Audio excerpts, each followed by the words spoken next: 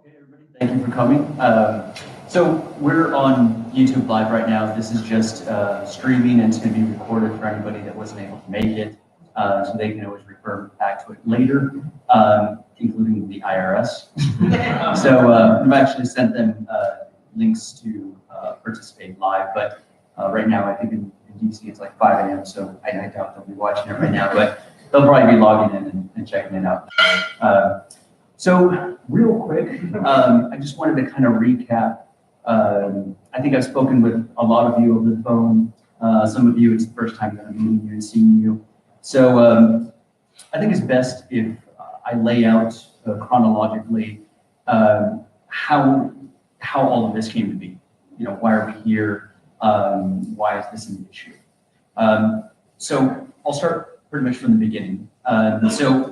As you most likely heard, in 1966, the U.S. and Australia signed a defense treaty that created the Joint Defense Facility of Pine Gap. At that time, the United States and Australia did not have a comprehensive income tax treaty in place. Almost no countries did.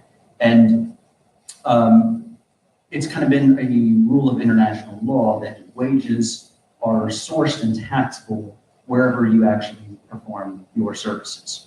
So if you were in Australia performing services and you were receiving wages for that, that would be considered Australian source wages. So at the time it made sense, the American military contractors said, you know what, we don't like the idea that, Americans would be going over there. This is supposed to be like a joint defense facility. So it's only fair that you guys tax your own people, we'll tax our own people. And because there wasn't an income tax treaty in place, it made sense that Article 9 was drafted. And Article 9 basically said, Australia will give up taxing jurisdiction over the Americans if there's a guarantee that the Americans that income won't be exempt from tax in the United States. And so that was the trade-off.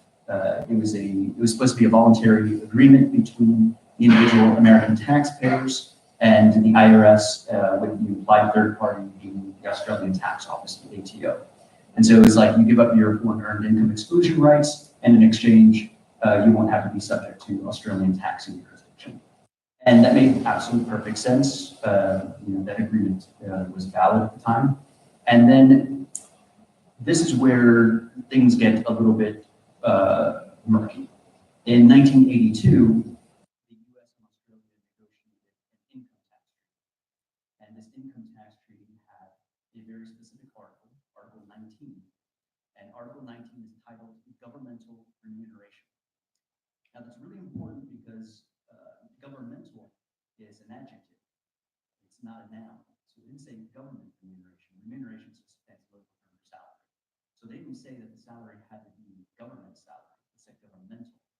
And what the drafters were intending there was that this wouldn't be only just for government employees, but also in situations where there's a principal-agent relationship between the U.S. government, defense contractors, and yourselves. Now, that is subject to interpretation, and there's this rule that courts have applied. What happens when you have one treaty, the defense tax treaty, and it has a specific tax provision in it, and then you have a later treaty that comes out that seems to conflict with it. And so in the old days, the courts applied this rule called the specificity rule. And this rule said that whatever is more specific controls. So you can imagine the one camp, let's say the pro-defense treaty camp, they could come forward and say, well, the defense treaty is more specific. It's dealing with this specific geographic area that covers less than 1,200 Americans on this tiny little base. And so that controls. That's definitely more specific. Well, you could also see a firm like ours arguing, well, no, the income tax treaty is more specific because it deals specifically with income tax and has an article that specifically covers governmental remuneration. So that is clearly more specific and later in time.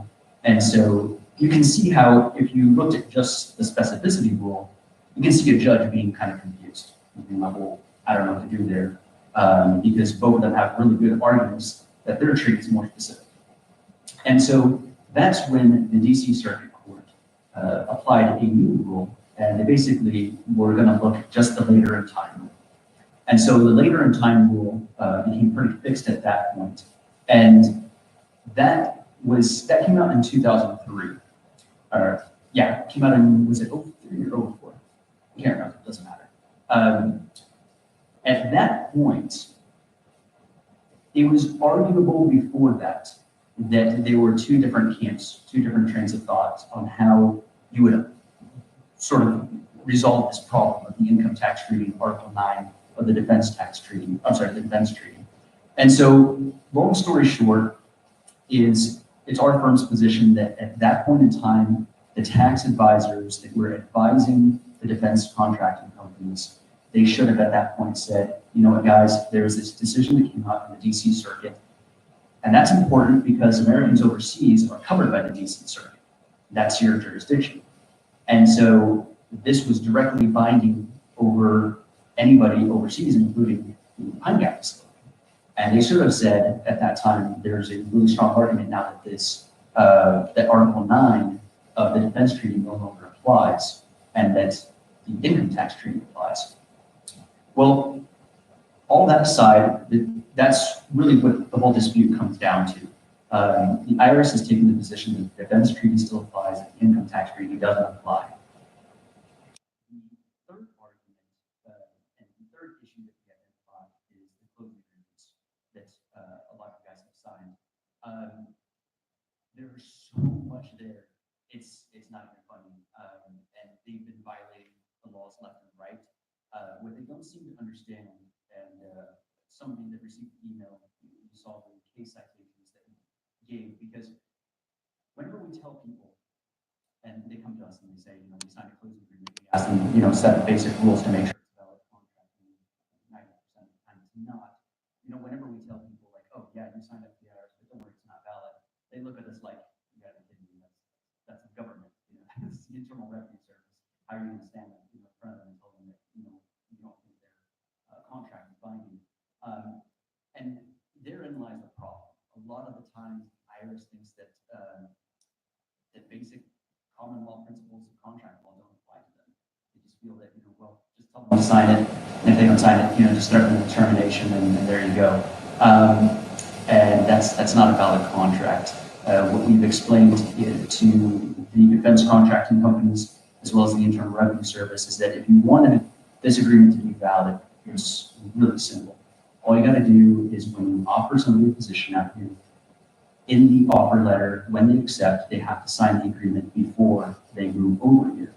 But if you wait until they're over here, they've rented out their home, they've taken their kids out of school, moved literally on the other side of the globe, and then during orientation surprise them and say, oh, by the way, you got to waive your foreign earned income exclusion rights and sign this closing agreement. And if you don't, you know, we're going to turn it over to the ATO.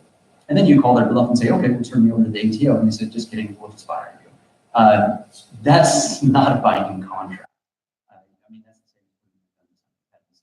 Sign this contract, you know, wrong with you. And then trying to report that, well, this is a binding contract he signed. Yeah, he signed, but that's not how contract law works. So that's what the IRS is failing to realize. And then the more egregious thing that we found, that I'm pretty sure some of you have probably heard about, is that the IRS, specifically an IRS employee, she's what they call a competent authority analysis, which I'll explain what that means right now, but basically she specializes in treaty law, but apparently not criminal law or contract law. So she decided to start leaking taxpayer information over to private defense contracting companies. Now, when I first heard about this, I knew I had a really strong feeling what it was. But I didn't want to ruin somebody's career for what may have been an inadvertent disclosure. So I reached out to Melanie Vidales, and I told her, you know, what you did was a huge violation of Section 6103. Nothing in U.S. law is more sacred, thank you, than private taxpayer information. And nobody has proven that more than our president, who has very famously refused to release his tax returns And at the same time, no IRS employee has been insane enough to leak it out because they know that they're facing possibly life in prison for that. It's not a joke. Taxpayer privacy information is extremely sacred. The reason this came about was because of the Nixon administration. President Nixon was known for having weaponized the IRS at the time to go after his political opponents. And ever since then, Congress bipartisanly set a lot of rules about making sure that taxpayer information is extremely private. And it effectively created what some people, have attacked as like a fourth branch of government, because the IRS and a couple of other agencies are so independent. But those that have studied the past understand that that's somewhat necessary, because if not, if you give politicians too much control over that, they're tempted to want to target some of their political opponents. So, long story short, it's a really big deal. It's a federal offense. It's a felony. You can go to prison. And so, but at the same time, I understood a lot of the people at the defense contracting companies, they have top secret security clearances and all of that. So, arguably sometimes you forget that these people are not technically government employees. So you can't just release this information. It's not like sharing it with your colleague at, the IRS building. So I sent out the warning in February, and in June that it may have happened, but I wasn't sure if it was around the same time or before she received my first warning. So I sent her another warning again in June, and I told her that the next time I heard about this, that we would have to take it to the next level and get DOJ involved. She didn't take it serious, and then I found out that an addendum was floating around. This addendum was asking everybody to retroactively waive their privacy rights under Section 6103. For an attorney, that is huge. That's basically saying it's circumstantial evidence of Melanie Goodall saying, I violated Section 6103, and now I'm asking you to sign this agreement to say that it was okay. She might as well just say, I committed a federal offense, can you throw me a lifesaver? Which to that, which we obviously responded, no. And then it was at that point that I immediately said, I picked up the phone. We didn't even know the process, but I just picked up the phone. I called the U.S. Attorney's Office and I said, I got to meet with whoever's in charge of fraud and public corruption.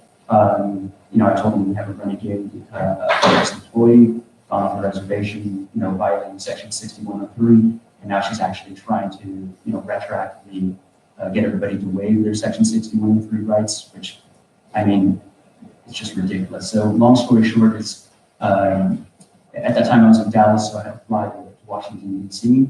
I went to the DOJ's office, the U.S. Attorney's Office in Washington, D.C., and I met with J.P. Cooney. He's the Director of Fraud and Public Corruption. And we sat down with him. We explained everything, showed him all the emails, and kind of explained how everything came to be. As soon as he saw the addendum, he just started shaking his head. He knew what it was. Any attorney would look at that and it's just so obvious. And so, I explained, look, I don't want you to think that we're being vindictive or we're trying to do this to gain some sort of advantage with, this whole tax issue. I said, this has nothing to do with the tax issue. This is a crime, plain and simple. And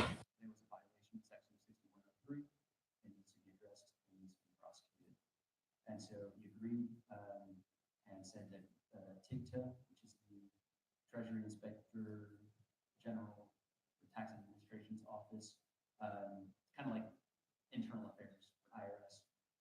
He said they have primary jurisdictions, so he's going to refer it over. Also, I happen to be pretty good friends with just about every senator on the IRS Senate Finance Committee subcommittee on IRS oversight. So reached out to a few senators' offices as well. So we're taking that route as well to see if we can put some political pressure on the TIGTA as well. But I think a referral from DOJ is more than enough. But we just really wanted to make sure that this was addressed because it's never okay to leak taxpayer information. And after that, it was like opening Pandora's box. We started hearing about a lot of other issues as well. backdated documents, forged signatures. I mean, it's just crazy. I have no idea what these people are thinking. But you know, like I've said in the calls and emails to most of you, it's all stopping now because our firms are getting involved. And you know, those of you that I've talked to, especially my colleagues, they know how stubborn I am. I absolutely don't back down when I know that I'm right, when I know the law's on their side.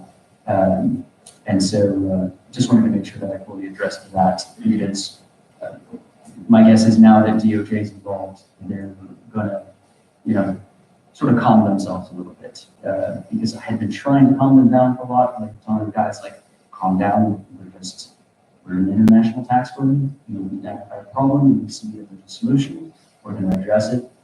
But, you know, they want to go around and start trying to break laws to beat us. You know, it's never a smart thing to do. So all that aside, I'll get back on track. So as I mentioned before, the Defense Treaty of 1966, I'll just recap some of that. So, let me see. I guess we can address that, section 20, but I'll address a little bit of Australian law. Let me preface it by saying that I'm not giving an opinion on Australian law. This is a reiteration of what we have read from other firms and the opinions of other firms. I'm simply repeating that, but I'm not stating this as an opinion because I'm not licensed to practice law in Australia. There's some people that believe that under section 23AA of the 1936 Income Tax Assessment Act here in Australia, that's where they talk about the definition of Australian tax residency. And one of them says that anybody that works at an approved facility, such as Pine Gap, won't be considered a tax resident if their income is exempt from tax. And then he goes on to analyze the word exemption. We've read into this, and we think that there's a good argument to it, but I think it falls a little bit short, because they start analyzing the word exemption under Australian law, and the way that Article 9 is written, it says that the income should not be exempt from the tax that's imposed by the Internal Revenue Code. But I won't worry too much with the details, other than even if the treaty didn't exist, there's still an argument under domestic law. But the strength of our argument is under Article 19. Like I said before, that covers governmental remuneration. There's been some debate as to whether private contractors are covered under Article 19. The most important thing, because the technical explanations of the treaty don't really definitively make it clear, as normally it should, that's the whole point. But you know, the fact that they use governmental instead of government salaries, which is what they use in most treaties, they use governmental remuneration in this treaty. And also, the United States clarified their position on Article 19 with this thing called the 2006 Model Income Tax Treaty. And in that, they clarified that it was the U.S.'s position that Article 19 extended to private contractors. So that's really, really important, because that shows a little bit going back to the intent of the negotiators back in '82 with Article 19. And that would tend to show why they used an adjective instead of a noun in describing the type of salaries that are covered under Article 19. Now, one more important thing to note before I go on to the closing agreement part is a lot of people have said, well, you know, if it's so simple, why don't I just file my own amendment returns? You know, 2015, 16, 17 is still open. I'll prepare an amendment, perform 2555 for an earned income exclusion, and send it off to the IRS. I was really asking permission from the 3 individuals that have already tried that and got burned. And the reason is that if you don't explain why the defense treaty doesn't apply, and if you don't explain how the income tax treaty applies to block ATO jurisdiction, and you don't explain how you're disregarding the closing agreement that you signed, well, then the IRS is, of course, well within its rights to disregard your amendment return and assess tax. Now, one thing that's important to note is that sometimes the IRS is overloaded, and so statutorily they have to respond within 16 weeks to amend the return. So sometimes they will approve an amended return without the international division giving it full consideration. And so the three individuals that decided to file they were excited because they got their money. And then they said about 6 to 12 months later, we got letter from the IRS. And that's when the international division finally got around to looking at it and said, yeah, no, there's a closing agreement. And you're not explaining how you're disregarding the closing agreement. And so now we're just going to reverse everything and say you have to pay that money back to us. And so now these individuals are getting assessment letters. The highest so far that we've seen is 52,000.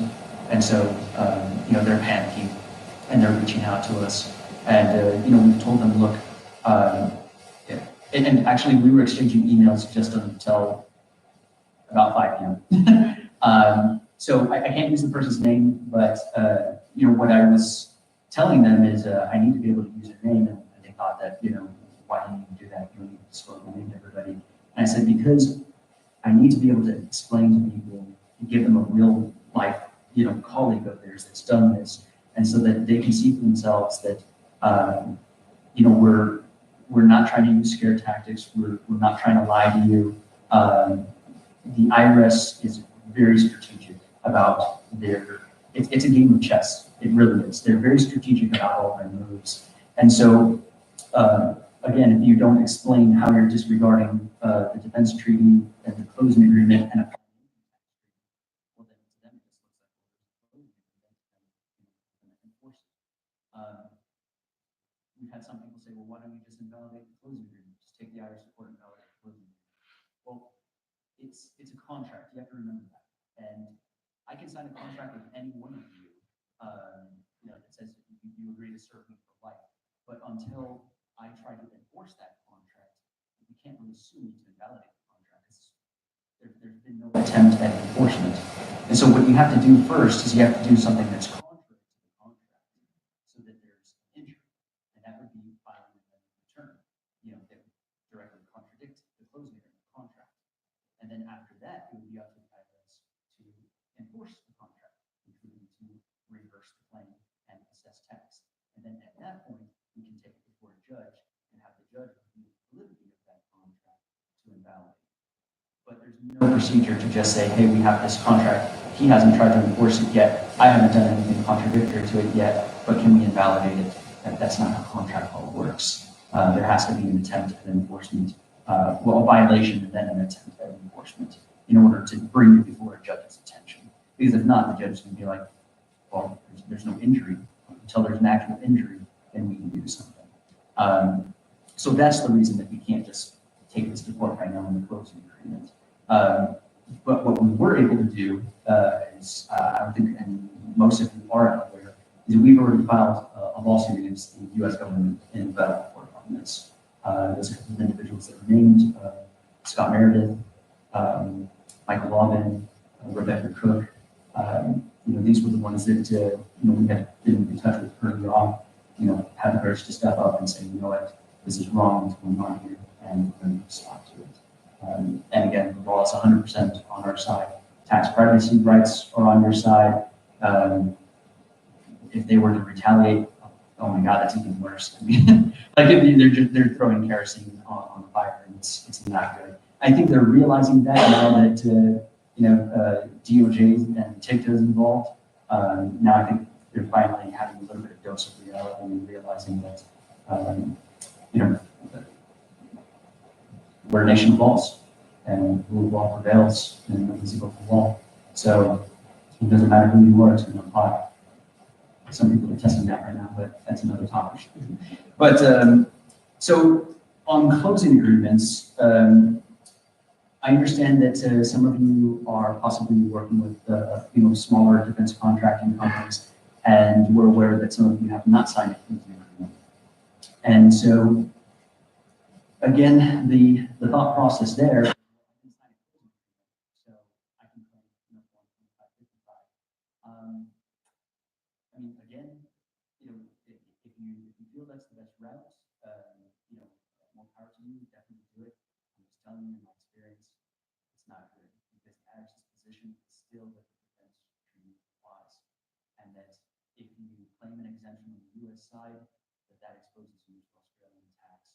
And so, we're working very hard to keep the ATO at bay, just like we were working very hard to respond very forcefully to IRS and their privacy abuses. And I feel like our response was enough to where we definitely got their attention, and they're definitely realizing that they have to follow the law, and that they've already broken the law in a lot of instances. So, separate issue. They'll be held accountable for that. So, let me think real quick. Oh yeah, about the small companies. So, yeah, the IRS's position is still that the defense treaty applies. So, if the income tax amended return that you submit doesn't include two forms 8833. IRS Form 8833 is treaty-based return disclosure. And so the correct process when you're submitting an amended return is that for every treaty position you take, it has to be you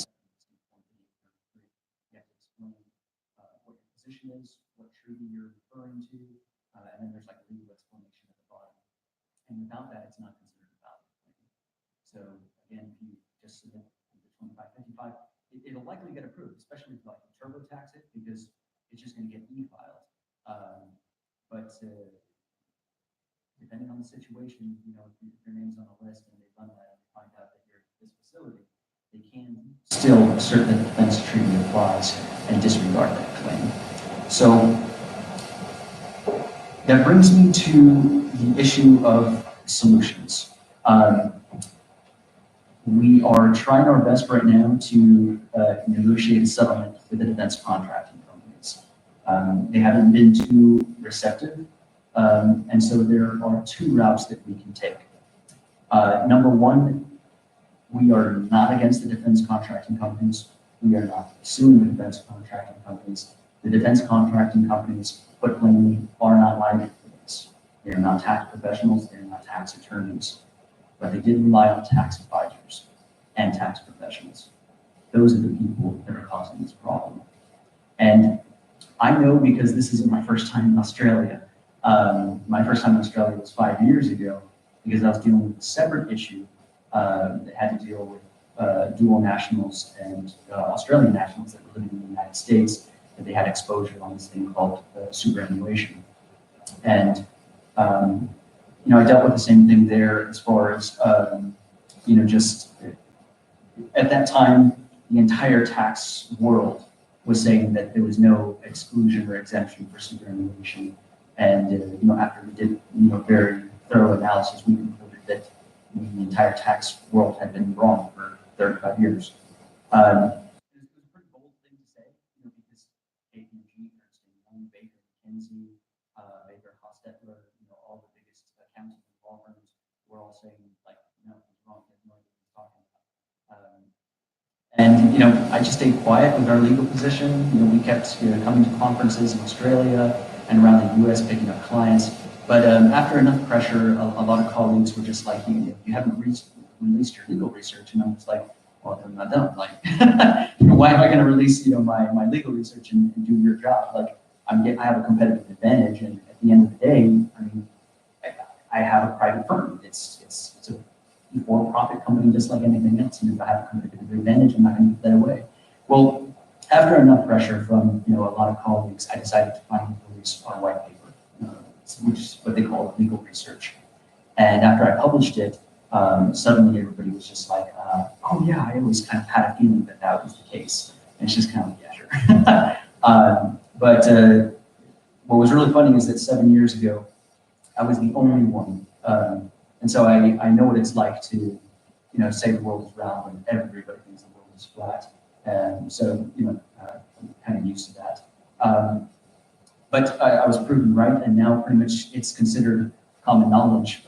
And the ones that are in the minority now are the ones that say superannuation is subject to tax. So, that's something that our firm spearheaded. We got a lot of industry recognition for it. Because again, they've been doing it for 35 years. And, I remember very distinctly at one of the tax conferences I was at, it just said, one guy stood up and was using an attorney, very well known for having said that superannuation is subject to tax. And he said, So you're saying that we've all been doing it wrong for 35 years and just move forward. Yes. So, but yeah, kind of the same situation here. Like I said, arguably, there's an argument that before 2004, before the DC Circuit's decision in Capital Commission, it was arguable. I would say tax professionals could say that, hey, there was two ways this could have gone.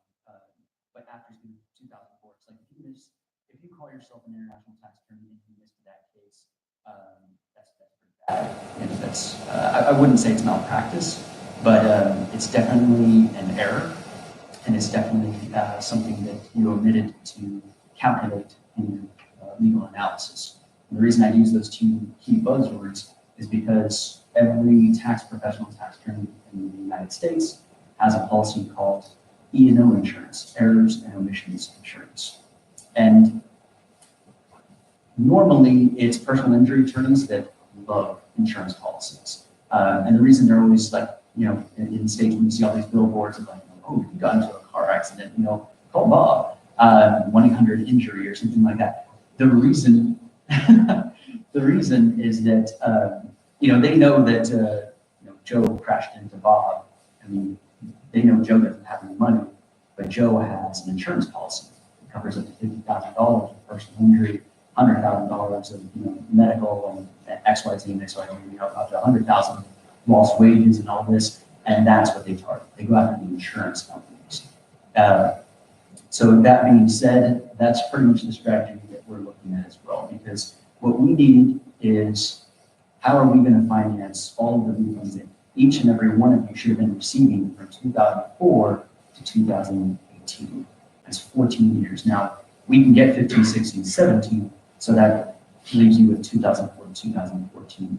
And somebody's going to have to pay those 11 years. And so what the defense contracting companies were kind of fearing is that we can do some sort of class action lawsuit against them. And the answer is like, no. I mean, I'm here if you're the chief executive officer, break the auditing, like, you're not a tax attorney, so obviously your company can't be held liable. But the person that can be held liable is the so-called attorney or advisor that was telling you defense treaty apply. Oh yeah, you can just tell them to sign a closing agreement and fire them. I mean, geez, it's like that's some world-class legal advice there. So I mean, and this is where I said that.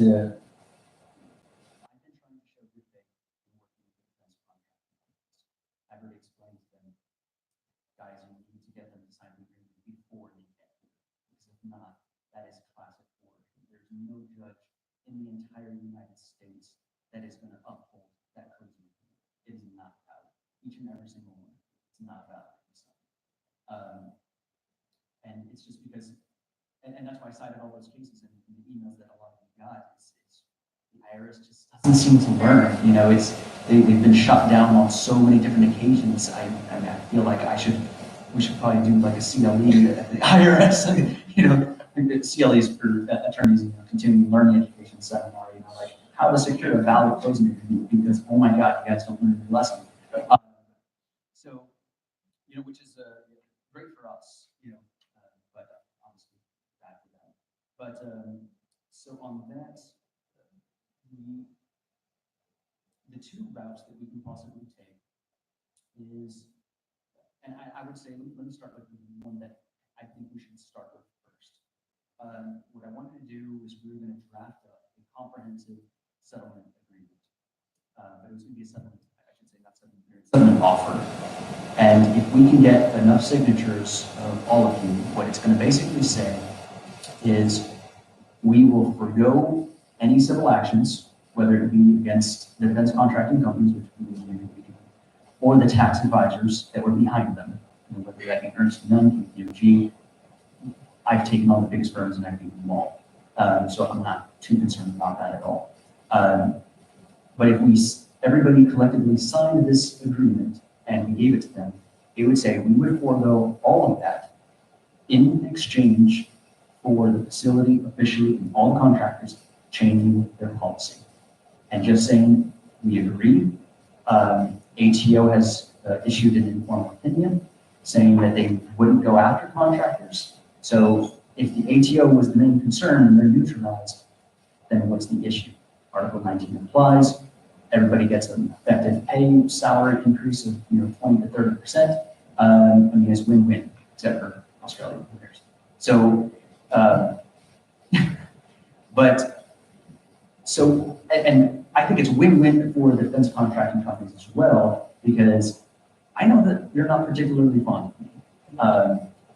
And if they want to get rid of me, then that's the easiest way to get rid of me.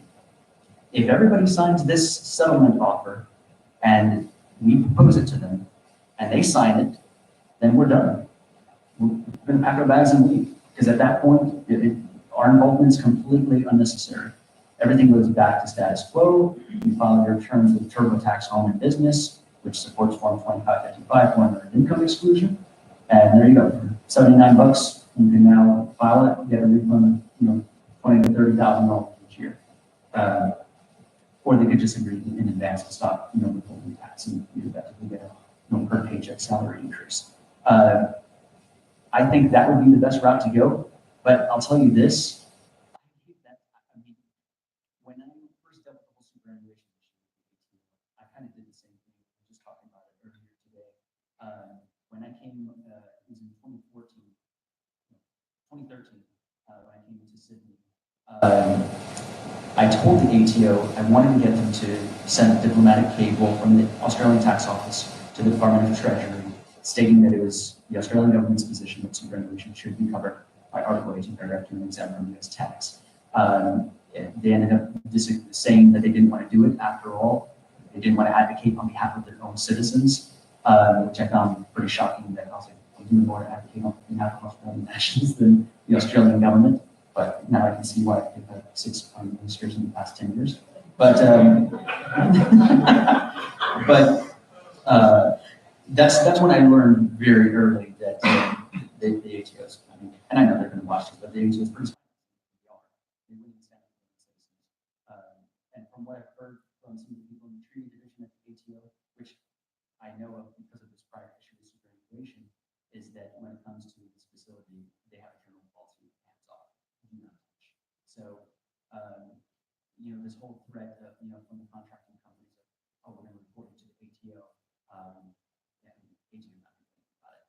And then they say, oh, we're going to report it to the IRS. That's what an amending return is. You're self-reporting to the IRS. So it's like, do you guys not understand basic tax law? Because that's what an amending return is. Because in the return, we have to disclose our position on the defense treaty. And it specifically says the Joint Defense Facility of PINECAP. So whoever's reviewing it, which is most likely maybe Dallas, knows that this amended return is being submitted by somebody at this facility. So it's not like we're trying to sneak in the amended return. I mean, it's like. So I thought that was a little funny, but also just showing, going back to the whole good faith thing, there was a lot of concern about security, and I want to make sure that I put this out there because it's really important. When we originally said we were going to come out here and focus tax and everyone was freaking out and thinking this huge security risk. We started pointing out, to the folks in charge of security. We've already identified so many security risks, really bad ones. For example, a lot of returns, there's no coordination on who handles the tax returns for everybody out here. And so, this is just me and some of my military background thinking, but for the people that file through TurboTax or through accountants who, based on security clearance on those people, it would be very easy for somebody to use the APO address to determine who has filed into a system with this, PSC and they would be able to identify that. And you don't know, how secure the servers are over into it. And so if somebody wanted to get in there and run a check with that address, they'd pretty much be able to identify every single employee.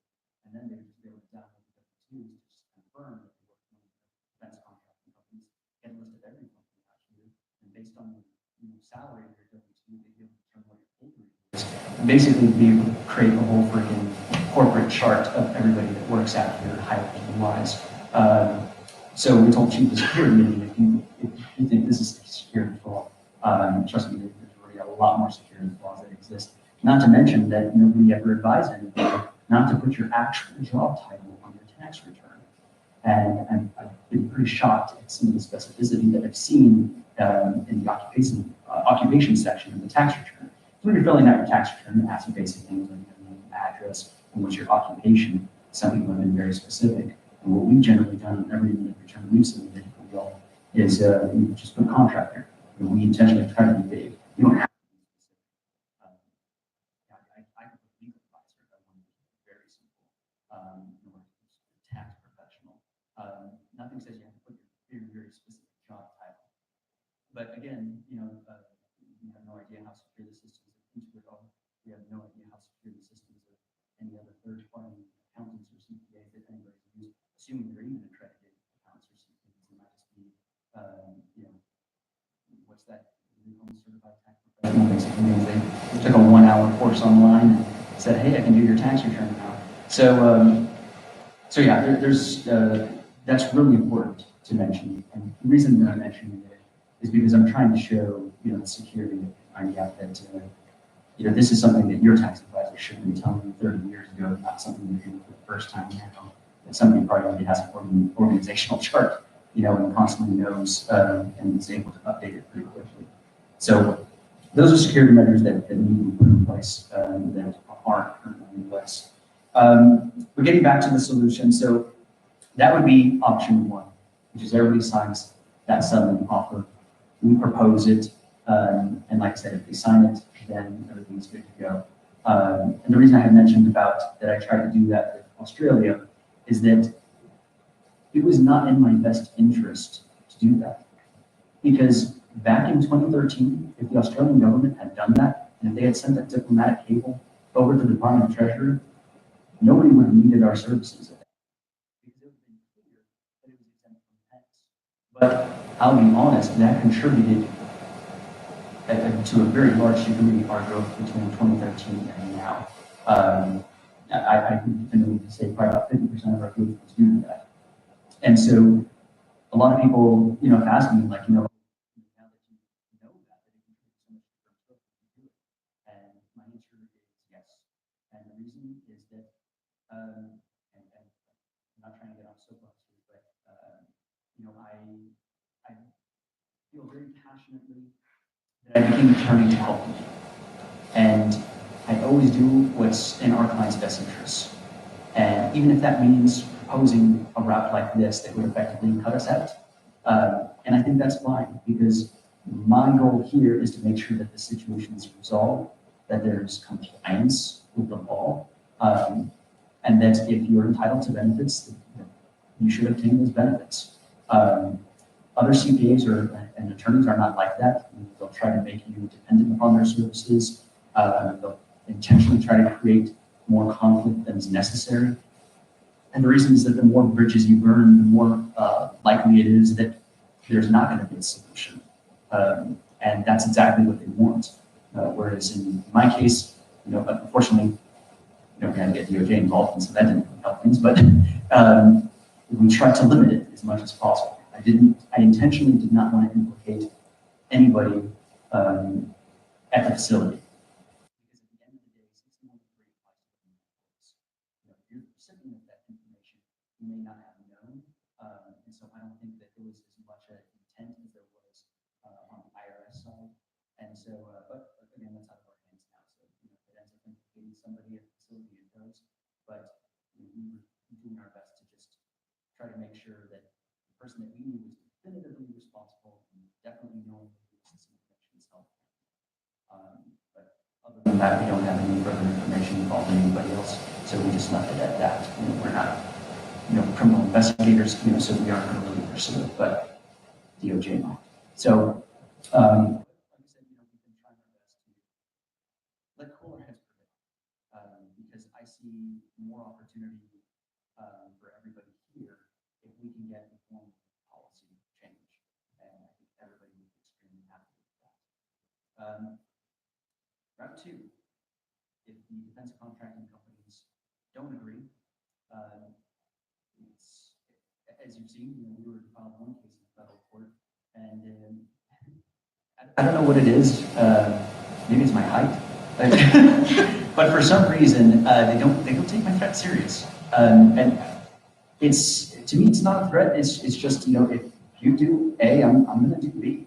And I don't think they take that very serious. When I first told Melanie, like, if you do this again, I'm going to go to DOJ, and they were probably, you're not going to go to DOJ. And there I was, just picked up the phone, and called a meeting, and flew over there and met with them, and reported it, and now it's officially in DOJ's hands. And so, and then they didn't listen again, and so we filed a temporary restraining order in the United States District Court for the Northern District of Texas. So again, it's kind of like, I think that they're finally realizing, like, okay, he's joking. So, but for some reason, it always has to come to that first. So we're hoping at this point now that, cooler heads will prevail. They'll realize we're not playing. The next step is a class action lawsuit. It's just shown in the past, we're going to do it.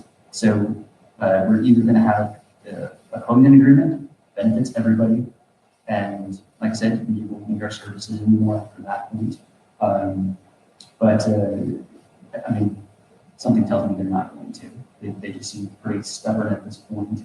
They're really digging their heels, and I know the whole DOJ thing is definitely not helping. But I just wanted all of you to know that I tried my best to avoid it. That's why I sent out that one in February, and that's why I sent it again in June. I was like, I am renowned in Washington, D.C. for burning bridges. Nobody can send a bridge up and smoke that I can. And that's, for the most part, how I made a name for myself as a tax attorney. I don't mess around. If I say I'm going to do something, I'm going to do it. Sometimes it makes me upset when I have to do it, but I know that I'll always face it if I don't follow through. If I said I'm going to do something, but at the same time, like I said, I'm trying my best to. This is me being passive, getting DOJ involved in filing a federal lawsuit.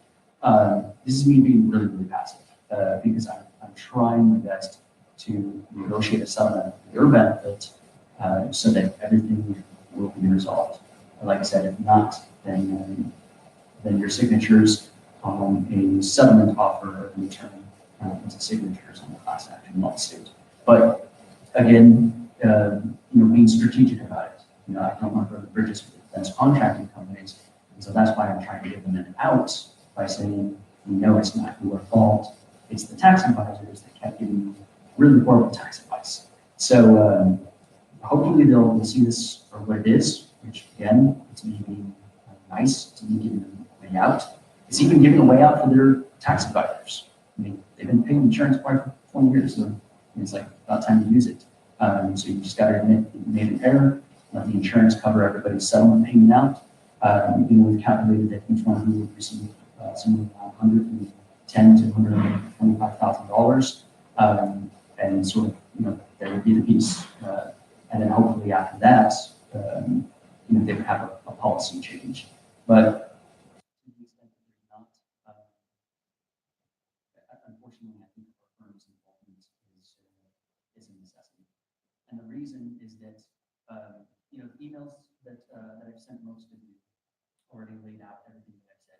The 1966 defense treaty was overridden by the income tax treaty, Article 19. The closing agreement was invalid because it was acquired, the signatures were acquired through duress and coercion. And that's the whole legal argument on a silver platter. But if you submit it yourself, the IRS will see that you're not represented, and they will target you. I've seen that time and time again. I can't tell you how evilly methodical the IRS is with the way that they target people. And maybe I shouldn't go so hard saying the word evil. I mean, it's strategic. It's legal strategy. You want to go after the low-hanging fruit, the one that looks like the one that doesn't have representation. Tiffany asked me not to use the term weak gazelle, but I can't think of another analogy. But yeah, the IRS is like that, unfortunately. And so, my concern there is that you go so low, you get targeted, and then you'd be coming to us for legal representation at that point. And the problem is that our hourly rate is $12.50 an hour, and that's not $12.50. We are among the best international tax attorneys. All of us have 2 law degrees. I'm Georgetown, he's SMU, she's UF Levin, and those are the top law schools for tax and estate planning. And so finding somebody that knows international tax is hard enough. Finding somebody that knows international tax and is accustomed to having the spine for litigation, that's even rarer. So that's the reason why our rates tend to be, well, not tend to be, are kind of crazy high. And it's just because it's supply and demand. It's unfortunately, we were as the firm grew, I was constantly, the only way that you can control the amount of demand coming in, inquiries constantly coming in, stuff like that, is the way you decrease that is by increasing the rates. And so year after year, rates kept increasing. And finally, we reached a point where $12.50 was kind of the point where the influx sort of plateaued and leveled out. And so we felt like, okay, this is the rate we need to be at. But at the same time, I didn't like it because the whole reason why I started in the practice and decided to focus exclusively on individuals is, number one, that it is a niche area that a lot of people don't specialize in. They tend to gravitate towards corporate work where they perceive it more than the money is. But also, I became an attorney to help people, and I just felt like I don't want to be one of those corporate sellers that just help startups. And so I was like, I like situations like this, where I can right wrongs, where I can actually see the tangible impact it has on people and improving their situation. But at the same time, you have to balance that passion with you are running a business at the end of the day. So that's why a lot of our engagements tend to be flat fee and also are contingent, which brings me to fees. So as most of you know, our fee is contingent 50%.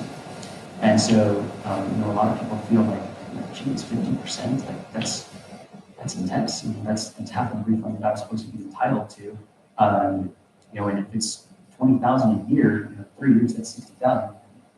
This guy wants to file 3 member returns for $30,000 from me, and that just seems too steep for me to stomach. Well, here's the full explanation on our fees. Contingency means contingency, and that is not just contingent on the IRS approving the amendment return, which I know it will, but it is also contingent on us sustaining that decision. So if the IRS were all of a sudden grow spine and say, I want to challenge this legal position, take it to court, if we were to lose, in that extremely highly unlikely situation, that we were to lose, that contingency still applies. And that means that our firm would be on for returning that feedback to you. So once we explain that to people, because their first thing is like, well, I've heard these stories where the IRS approved the amendment returns, and then a couple months later they send a demand letter saying we want that money back. So how do I know that that will happen in this situation to me? When it happens to you, it happens to us too, because that also means that our fees now are different. And so, but the reason, and I've had a lot of colleagues say, why do you do your fee structure that way? You should just do the flat fee, maybe like $3,500 return, something like that, collect it. If something goes wrong, it's not your problem. They have to engage you separately for your representation. Again, a human return value. And so, what I like about our fee structure is that it puts all the pressure on us. Because in the event that there's an IRS challenge, you can bet we're going to be fighting tooth and nail to keep them at bay.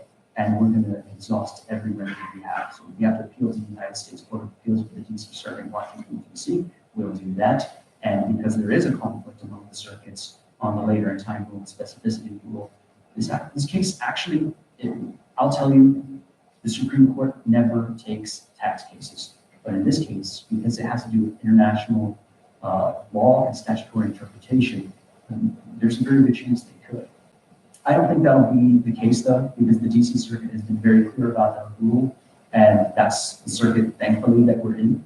So the DC Circuit would just say, we already ruled on this case dismissed, and we're done. If we were in any other jurisdiction, we're in because the Ninth Circuit hadn't been really clear on which rule they apply, and so we wouldn't have that sort of legal certainty. And I think the IRS would also feel a bit more important to say, hey, well, we lost in the DC Circuit, but we can try in the Ninth Circuit. And just to explain what that means, because this has to do a little bit with jurisdictional stuff. We have a couple of hundred federal courts, and then out of that, they're blocked into 13 what they call circuits, and the only one that's above that is the U.S. Supreme Court.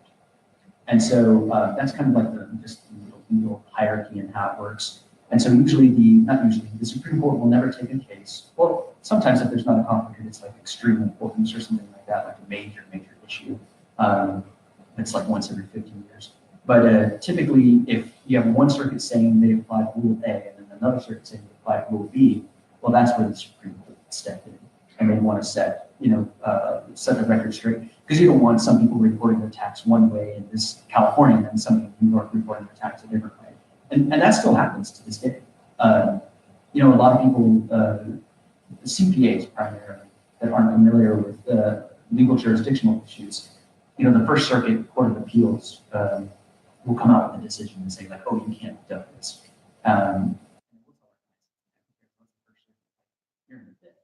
They just look at us like, what are you talking about? Like, this was a 5-panel circuit, circuit court, but it's just like, well, that's the First Circuit. That doesn't apply to you unless if you're in Texas, you're going to the Fifth Circuit. So it just has to do with jurisdictional issues, but suffice it to say, you're covered by the DC Circuit. DC Circuit has been clear. So this case is over before it even started. The IRS doesn't have a leg to stand on. They might be able to convince a lower court judge, which is typically the case. So I could easily see this if this were to go to court. I know we might lose at the lower level. That happens all the time, but I know it'll be overturned in the heart. And so I'm putting that mainly out because I know the IRS is going to be watching this, so I want them to know we're really taking that into account. So I don't want them to feel that if they get a tax court victory that we're just going to like walk away. We're just going to overturn it in the DC Circuit. So that's pretty much it in a nutshell. I think I've covered just about everything. Other than it's a very weird scenario that I find myself in. Like I said, the last time, it always happens to me for some reason, but the last time I was out here, I was advocating on behalf of Australian nationals, arguing that their superannuation funds should be exposed to tax in the United States, while the ATO was staying quiet. And I was like, why am I doing more to advocate on behalf of your citizens than you are? And I don't know, it's something with Australia, but I find myself here again arguing in favor of U.S. tax sovereignty on this issue, that the U.S. and only the U.S. has taxing jurisdiction over FINGAP. Yet the IRS is the one that's arguing that the Australian tax office has jurisdiction. I don't know what it is about me, but I always find myself in these weird scenarios. Like I feel like telling Melanie Gonzalez, like, should you register as like a foreign agent if you're advocating on behalf of jurisdiction of a foreign country? And I don't understand that situation. But one thing we did think of today is we're also going to get, we've already gotten DOJ involved, but that's, the 61.3 privacy issues. We're officially getting DOD involved also. I think that they would be pretty shocked to find out that DOT, Department of Treasury, is arguing in favor of jurisdiction of a foreign country over a pretty important military facility. So I think that's really bizarre. I don't really understand the angle. The only thing that I have told people is, I think, like they say, the road to hell's path we pay with good intentions.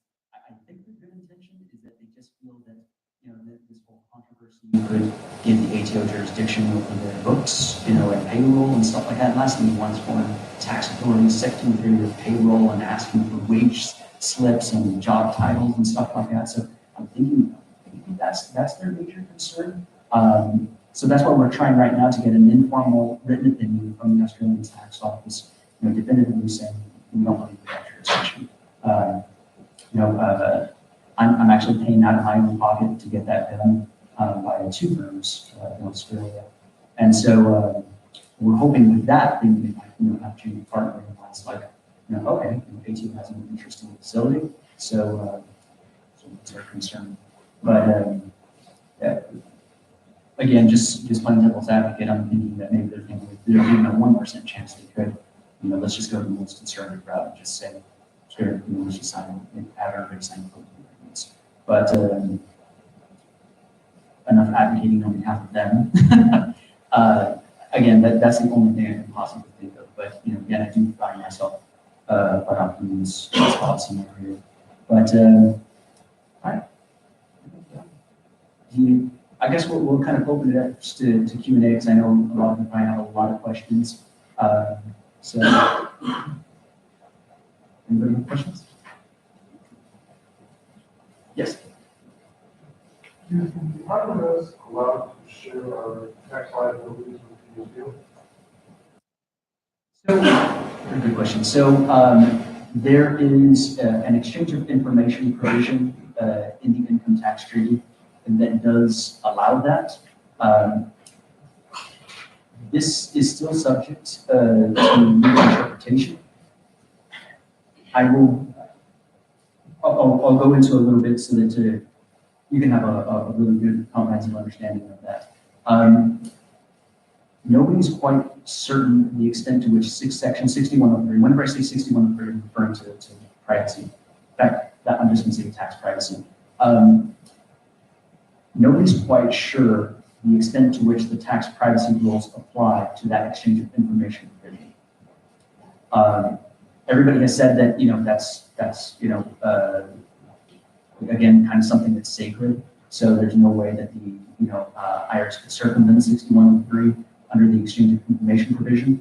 But it's a big question mark, and that's actually one of the reasons, not one of the reasons, the main reason why Senator Rand Paul is holding up ratification of 2 protocols for amendments to the income tax treaties with Hungary and Poland, is because he feels that 6103 isn't definitively addressed in the technical explanations. The ranking members of the U.S. Senate Finance Committee Subcommittee on IRS Oversight and Taxation have told Senator Rand Paul that 6103 still applies, and his response was like, well, then just put it in technical explanations, and I'll withhold my filibuster. But they haven't done it, and so he's pretty much been holding that up for going on 3 or 4 years now. And he's already reiterated that he's going to hold up every treaty ratification, because if it's unclear, why wait until somebody's private information is leaked? Why not just what do they call it? Just get it done right now. Add in the technical explanations, make it very clear that there's still 6103 safeguards. Some commentators at international tax conferences have said that they believe that the IRS has an obligation that if they're ever going to share information, that they have to notify the taxpayer, send a letter saying, hey, just a heads up, we're going to be sharing your information. And that way, that gives you due process notice to sue the IRS if you wanted to stop that.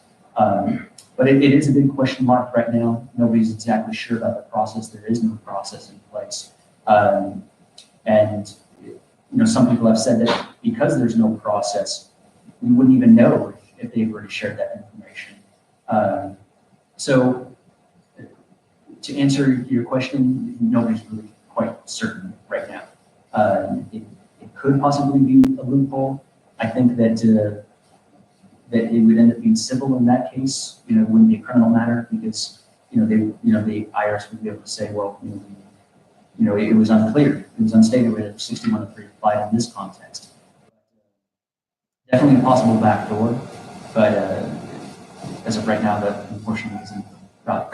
That would have been the smart route, but unfortunately they didn't do that. They just decide to violate 6103, and then if they catch us, just try to get them to retroactively waive their privacy rights, which is ridiculous. That's like robbing somebody's house and then saying like, hey, can you sign this invitation letter that said like, I was invited to your home at 2 a.m. It's just like, it's not how it works at that point. Like that's borderline obstruction of justice because you know what you're trying to do. But yeah, unfortunately, we're raised up to think that, the laws are clear, that there's right, there's wrong, there's a line. But, unfortunately, especially in the world of international tax, it's still in its infantile stages. All this is still developing. So, unfortunately, there's no clear answer there. Obviously, our firm's position is that, yes, absolutely, Section 6103 applies. But it's very difficult to find out. So I think in one case, somebody had used the Freedom of Information Act request to find out if the information had been released to any foreign governments.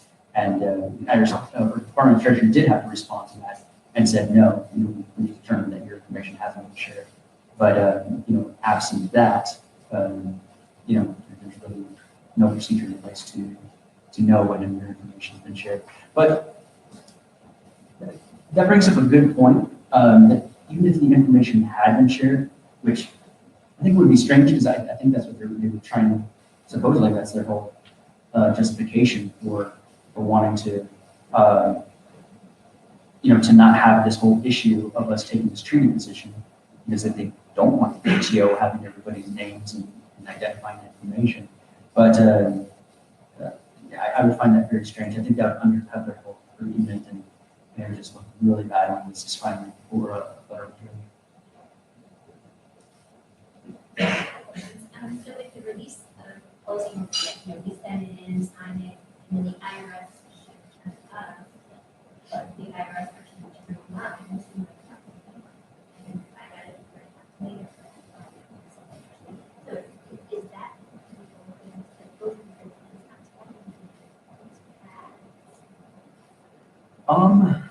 Well, so the closing agreement, I mean, it's typically bilateral, and what that means is that it's between two individuals, it's between you and IRS. In this case, I feel like the company would be a valid third party to that contractual agreement. So I think them providing a copy, I don't think that would give rise to any 6103 issues. But the problem is, again, the way that they secured it. Yeah. Yeah.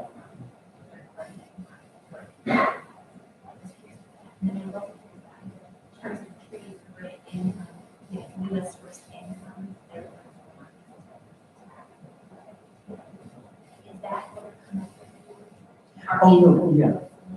Correct. So, I'm sorry, I should have explained that better. So, the way that those three positions that we explained come together is that by invalidating the defense treaty and saying that the income tax treaty applies. Well, actually, let me tell you the discussion that I had with one parents official on this.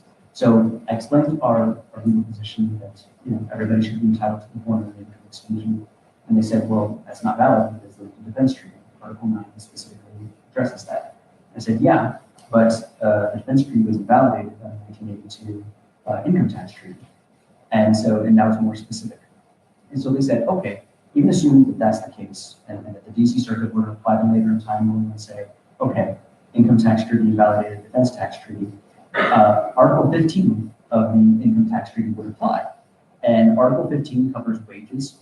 And as I mentioned before, the standard international rule is that wages are taxed, are sourced to the country of performance. And so in that case, they would be sourced to Australia, and under Article 15, the country of source gets exclusive taxing rights.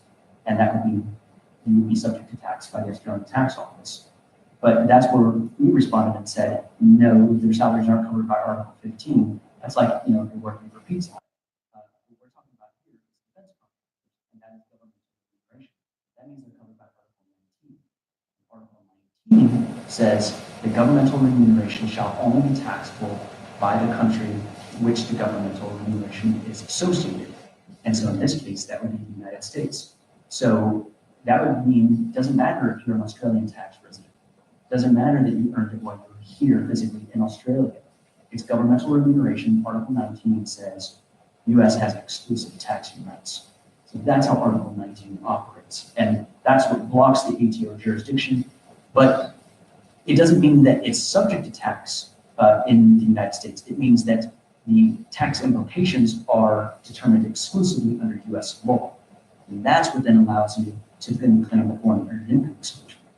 But then the IRS official said, well, even assuming that that's correct, and actually we did have a concession by one company on that, even assuming that the defense treaty is invalidated by the income tax treaty, that they're covered by Article 19, they're still out of luck because they signed a closing agreement.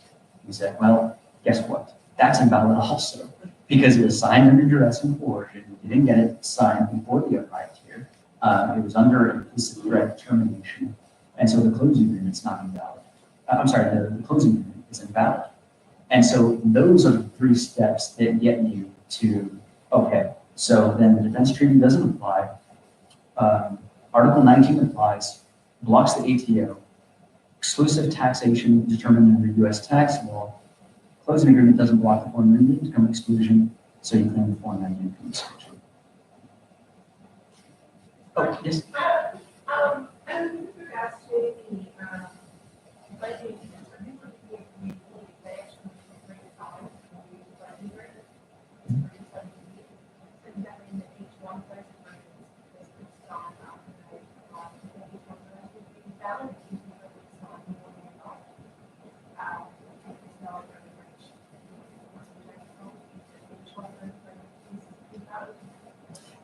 Yeah, very, very good point.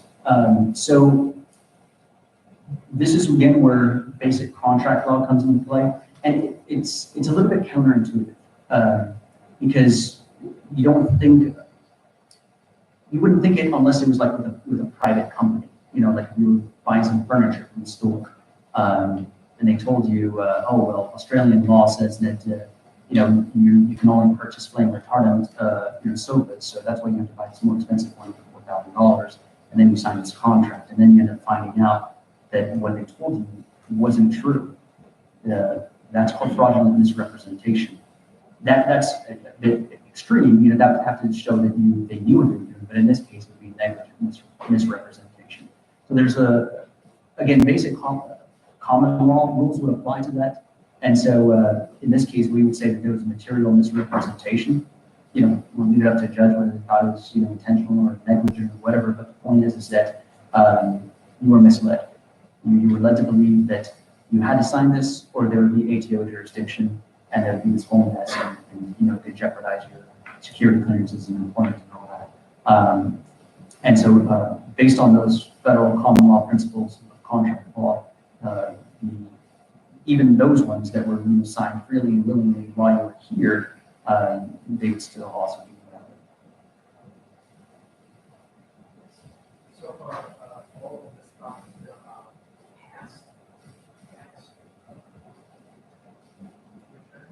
returns. Are you guys also give the same information applied for next year and the years after that? Oh yeah, absolutely. Yeah. I mean, like I said, the reason I had said that I wanted to get the settlement offer over to them is so that it would become clear. It becomes your standard policy, and then every year thereafter, it would just be considered the norm that you get to claim foreign earned income exclusion. It would make the facility even much more attractive if people knew that the first $100,000 was tax free. So again, it seems like win-win across the board for everybody except Australia. But that's what we would love to negotiate, and that's what we would love for them to agree to.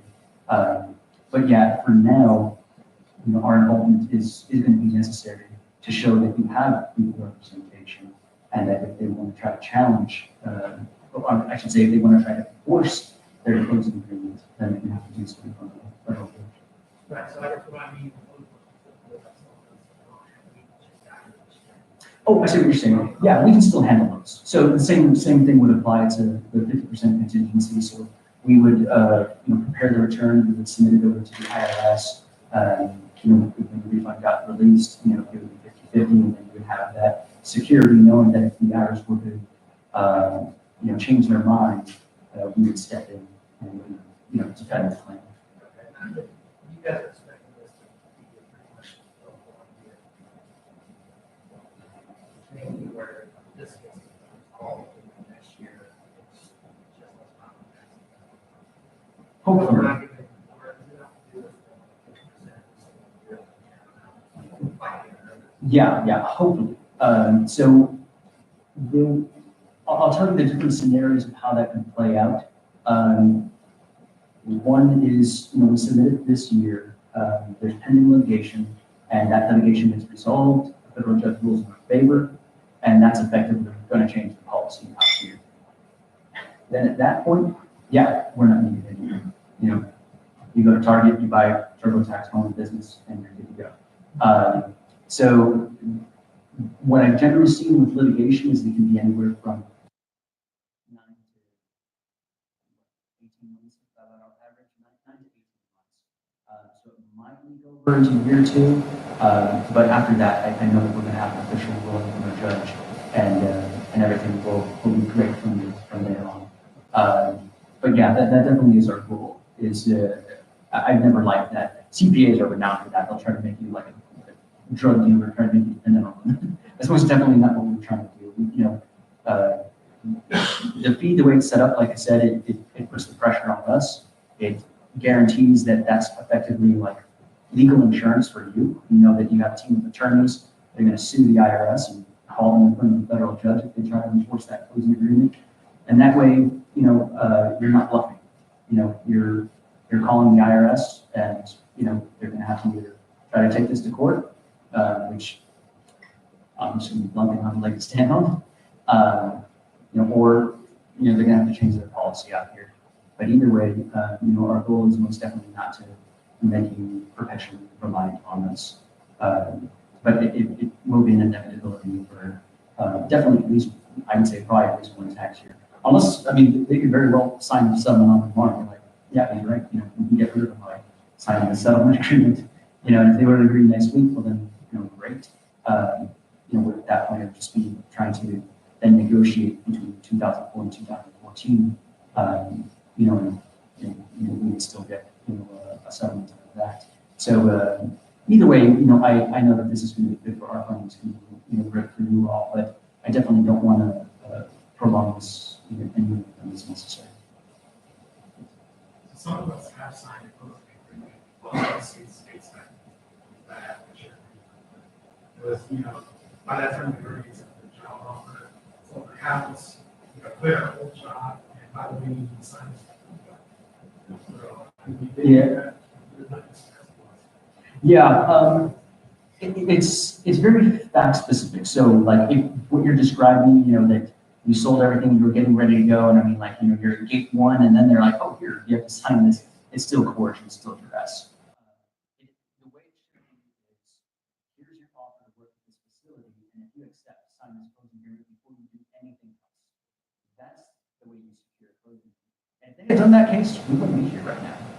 I would have sent y'all an email a long time ago just being sorry, the closing agreement is valid. And so even though the defense treaty is invalid, and even though Article 19 applies, I guess maybe we could argue still maybe misrepresentation that it was still invalid. So there might still be something there, but yeah, actually I think we would still have a misrepresentation claim on that to invalidate the closing agreement. But yeah, suffice to say that in your what you described in that fact scenario, that would still constitute coercion.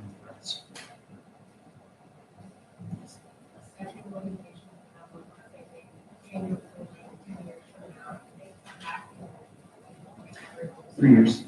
Yeah, so they had 3 years. And it's a double-edged sword. And so that's section 6511A.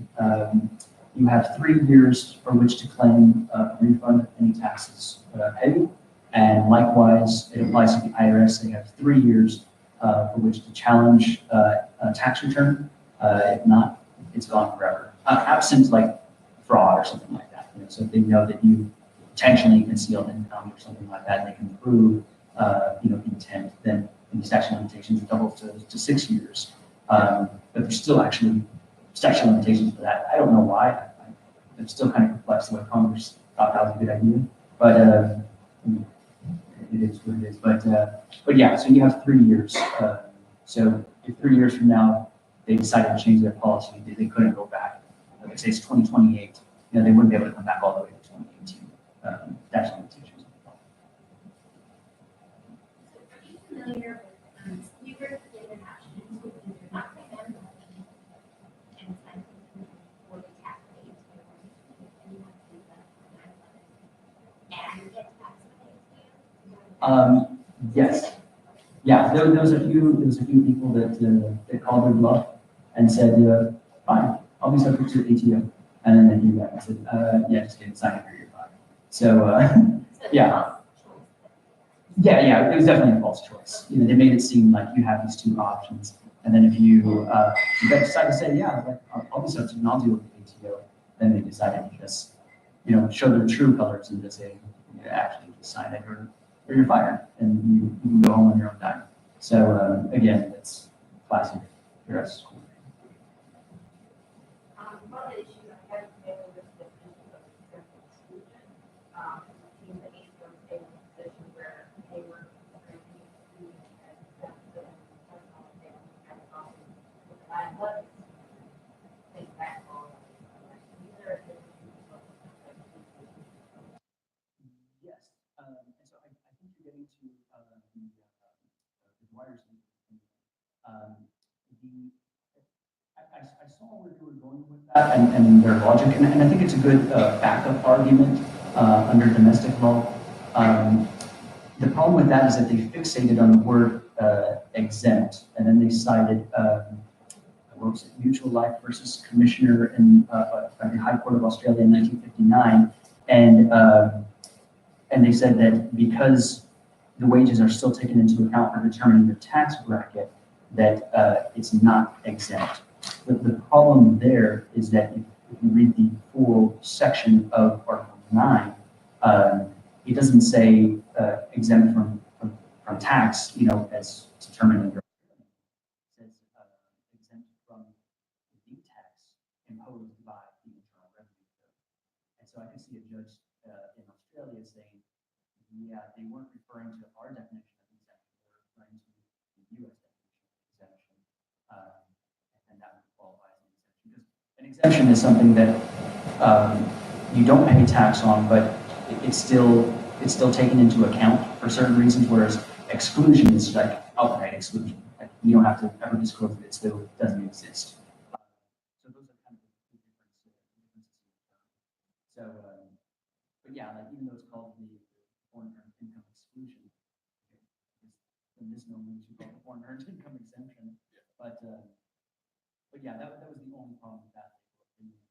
And that's just me trying to be as impartial as possible. That I see where they were going with it. I think it's good to have a back domestic argument, but I think where we easily defeat the IRS's, the ATO's Article 19, and just say this governmental remuneration, no question it's governmental remuneration, and so on that basis they use taxing rights. But it is good to say that if they want to try to assert tax, I don't know how they would disregard the treaty, but just in that wild scenario where they would, there is at least still somewhat of a backup argument under domestic Australia. Are we the only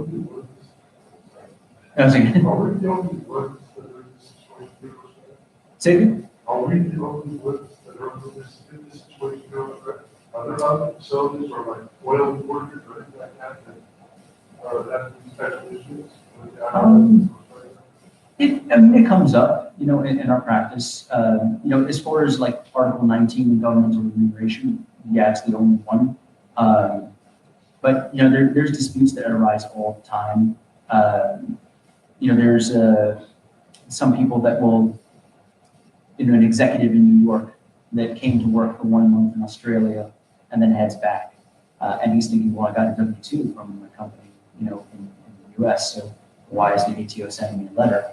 Well, so because wages are sourced to the country where you perform the service. So you're here for 30 days, so it's 30 over 365, and the ATO's going to want to say that that's subject to tax. So then you have to file a return here, pay tax, claim a foreign tax credit on the U.S. return, and it would offset, your U.S. tax. And there's similar scenarios also dealing with states. Some states have wised up also, and like executives from New York that'll do a little bit of work in the Miami office, and then a little bit in LA, and then a little bit in Oregon. And each one of those states will be like, how many days were you here? And then they'll be like, 4 over 365, and we're going to allocate your salary. So, and it's because they also apply that rule very aggressively. But yeah, for now, as far as government is concerned, this is the only issue that we've seen come across. It's pretty unique fact pattern.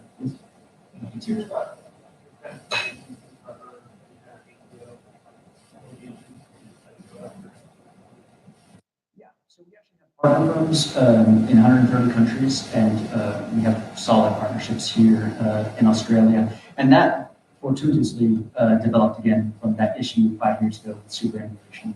So we reached out to firms here in Australia because what we needed to prove at that time was that superannuation was effectively privatized Social Security. And so we had to reach out and get some legal opinions. And so, we already had them as partner firms, but like, for example, we have a partner firm in Cambodia, but, haven't had any work in Cambodia in 10 years. So, I don't have like a solid relationship with them, but we do have somebody we can reach out to. But here in Australia, we have definitely work with on a regular basis because a lot of our clients are actually Australian nationals because of that whole superannuation issue. So, yeah, it just so happens that we have a lot. There's LDR partners. Accounting-wise, there's TXM chartered accountants, and then on the legal front, we usually use LZR partners based in Sydney. Those are our 2 primary partner firms. Then we have other firms, occasionally that we work with, depending on the issue. I can go into more detail, but I don't want to offend some of my partner firms in case they watch this.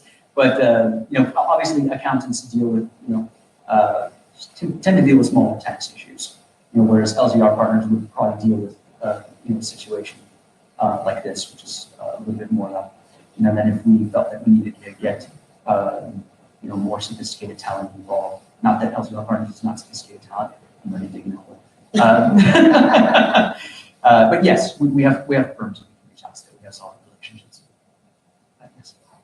So how many tax returns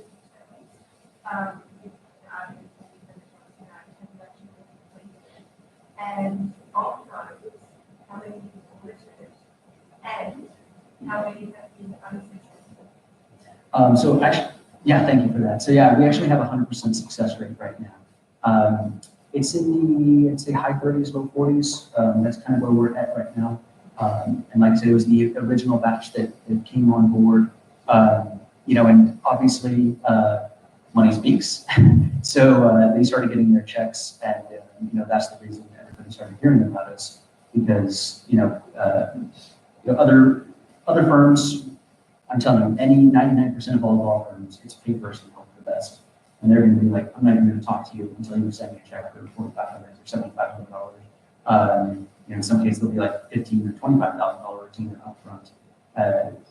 I've never liked that. To me, it shows that if you're so confident in yourself, why not do a contingent engagement? And show your client that you're willing to work for it. And that way, it's not pay first, hope for the best. It's like, you'll pay me when you see a check.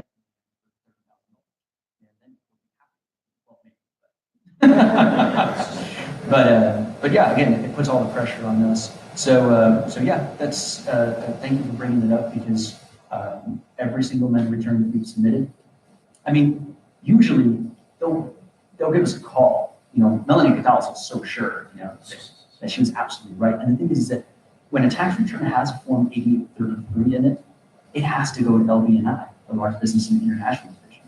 Now, you're not large business, but it's called LB&I because they deal with large business and international. But any tax return on the Form 8833 has to go to the International Division. And it's at the International Division, it gets reviewed by Melanie Gonzalez and a team of international experts. So for them, that's why it's kind of funny that they're still trying to double down. But what they're doing now is using scare tactics, because they're realizing like, oh, wow, this guy's serious. Like, if we challenge one of these amended returns, he's going to take us to federal court. And so because they can't challenge us on that front, they're just saying, screw it, let's just use a bunch of scare tactics now. You know, let's try to get addendums and waive 6103 and try to turn up the heat on them because they know that they can't challenge us over here on the legal intellectual front. So they're just resorting to, you know, chest pounding and scare tactics. And so yeah, I mean, that's the reason we're here, you know, is because we know that, that we're, you know, if our name is on the return, we know it's going to get approved. But at the same time, we already know 3 people that, you know, they heard about us early on last year, and, you know, they got courageous and they submitted the amended return, and now they're under examination. And so they're like, hey, you know, you said that we could claim foreign earned income exclusion. Well, yeah, but it's not that simple. You know, there's 3 legal arguments. You have to validate the Defense Treaty, Article 9, and you have to apply the Income Tax Treaty, Article 19, and you have to have an explanation of why you're invalidating and disregarding the closing agreement. So without those 3 arguments, the IRS is well within their rights to say, yeah, this person knows what he's doing, and challenge it. Even if you did have all 3, they would make the judgment and be like, is he represented or not? And if that's the case, then, you know, let's go ahead and challenge this one. Likely not to put up a fight, and we're still going to and then we can cite that as an example of, oh, see, he cited all 3 of National Company's legal positions and he still disregarded it. Yeah, it's because they were picking on a person that they knew wasn't represented. So that's what I'm saying. It's a chess game, and they're very good at it.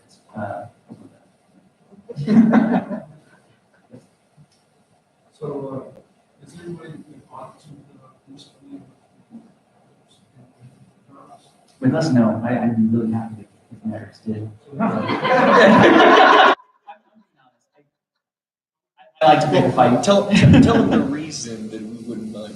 Oh, yes, sorry. I'm not just like blindly just trying to pick a fight with the IRS. I know that we're right. And if we were to challenge this and try to enforce the closing agreement, then we would have the opportunity to validate it in court, and that would be the de facto settlement that would allow you guys to perpetually in the future triple tax your, you know, tax return without us. So that's the reason I'd be happy, because as weird as it sounds counterintuitive, it would actually be in your best interest if one of the returns we submitted got audited, because then we can find that we can find our way to, you know, before that. Yeah. See your hand back there.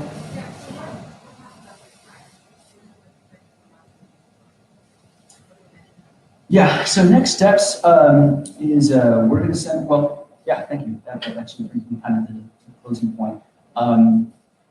First things first is the time is ticking on 2015. We're in, I forget what month we're in. August? Okay, thank you.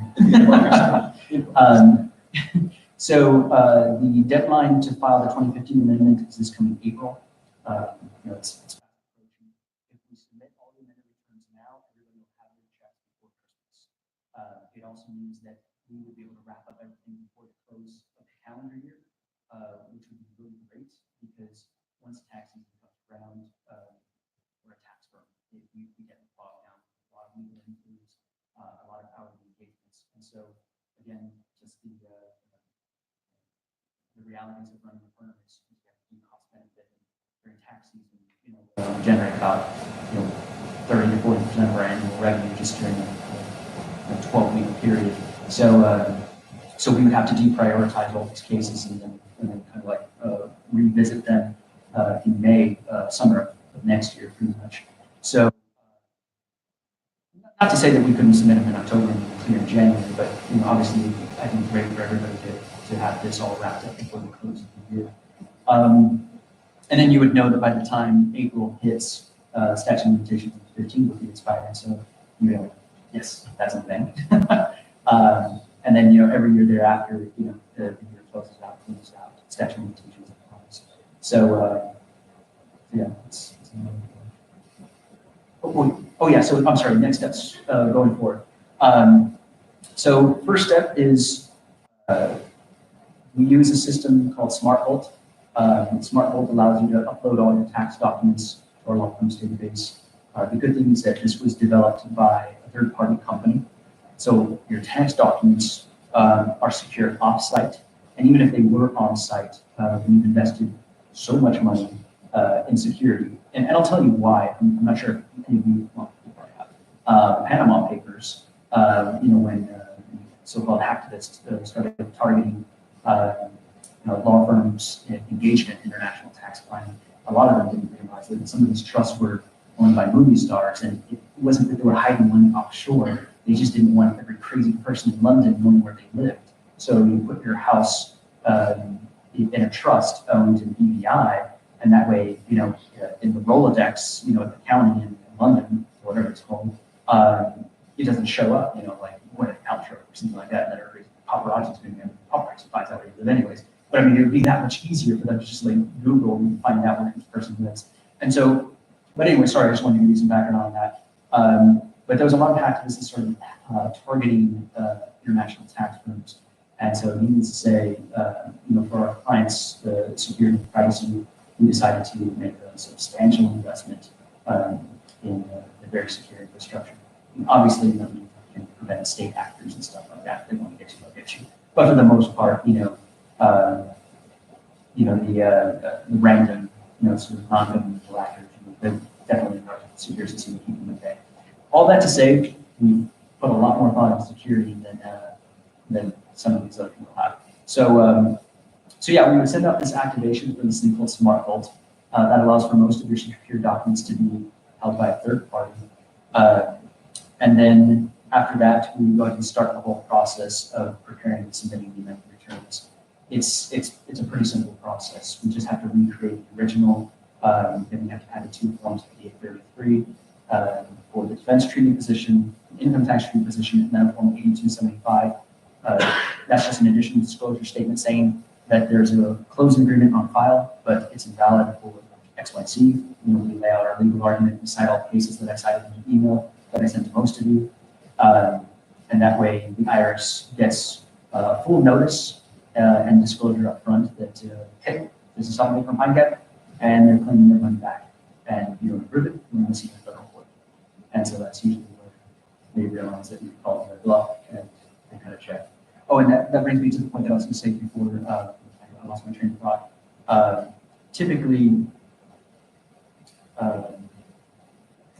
might have lost my train of thought again. Say something more, and I forgot. I was still jet lagged and a little bit before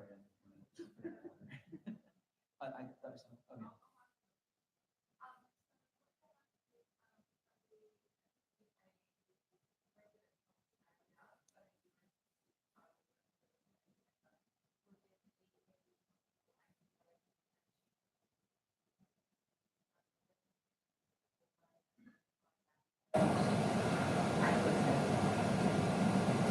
Okay, I'm so sorry. So you said Maybe my sister's working at one actor also extra.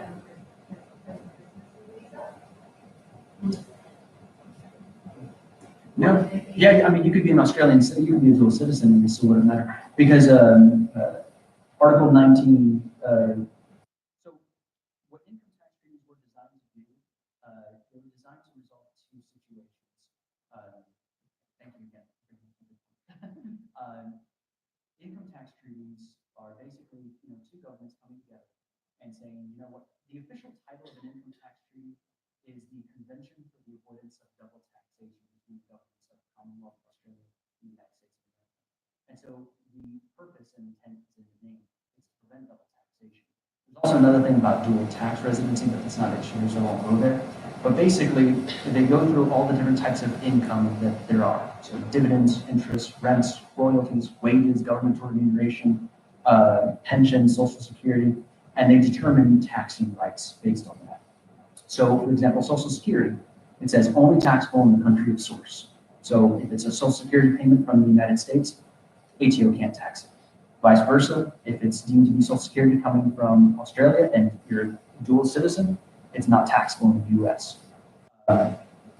And the same logic applies with Article 19 governmental remuneration. Now, there's some things that they have shared taxing rights. So, for example, capital gain, they say first it's taxed in the country where where the source is, where residence is, and then to the extent that there's any residual tax due, it would be taxable in the other jurisdiction. So with some articles of income, it's shared taxing rights. but they'll still say you get to tax first up to your full rate, and then we'll tax if there's anything left over. Usually when they call it the three-bite rule, but usually when Australia taxes first, because they have higher tax rates, there's nothing left over for the US. But if it's the US that taxes first, it's usually much lower, like, for capital gain, 20%. But then like your Australian tax rate on that would be 7% or something. So then you owe an additional 17% because they give you credit for that 20 that you paid over the year. But when it comes to governmental remuneration, that's one of those things where it's not shared. It's exclusive to the government that's benefiting, from the service, in this case, in the United States. Yes. Do you say you document formal? Yeah, so the ATO, I'll explain real quick the IRS rule and then the ATO. So I don't lose my train of thought anymore. So the ATO is a lot more tech savvy, up to date wise, than the IRS is.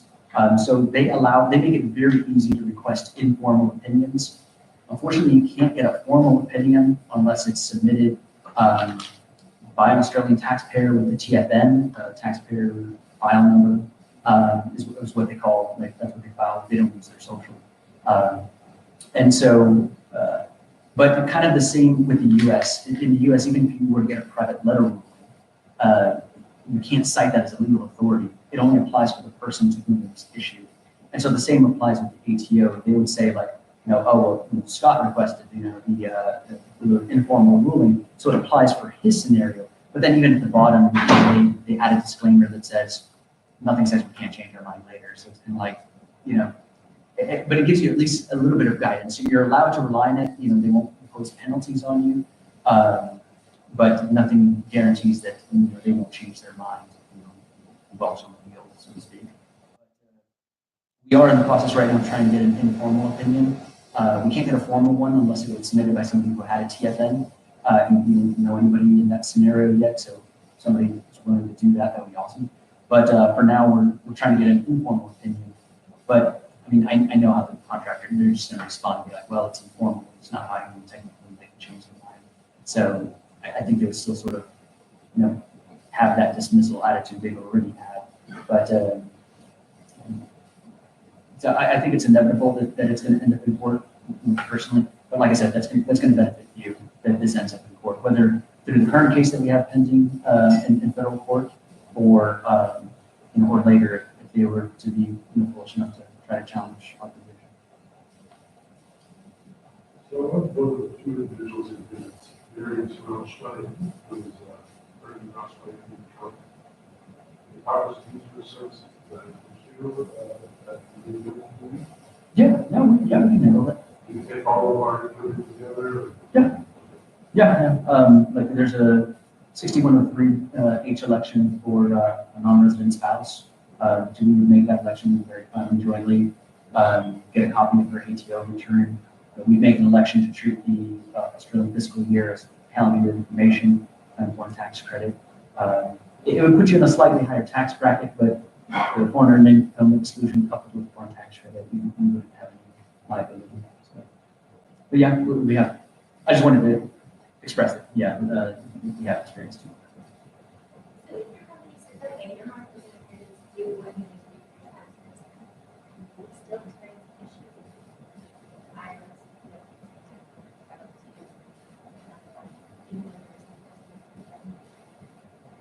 I know there are.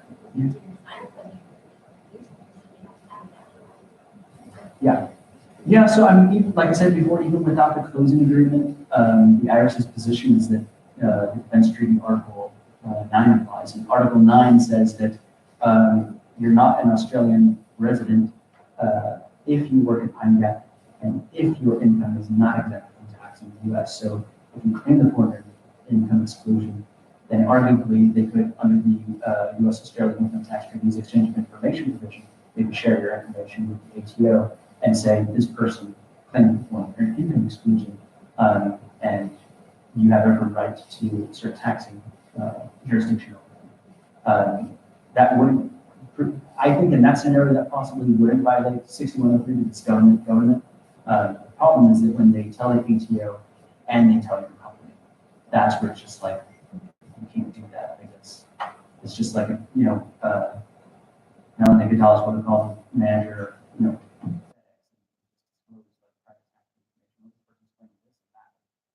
God, can't do that.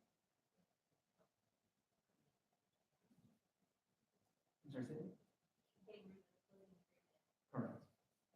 Yeah, because like I said, even without the closing agreement, they're still taking the position that you're not.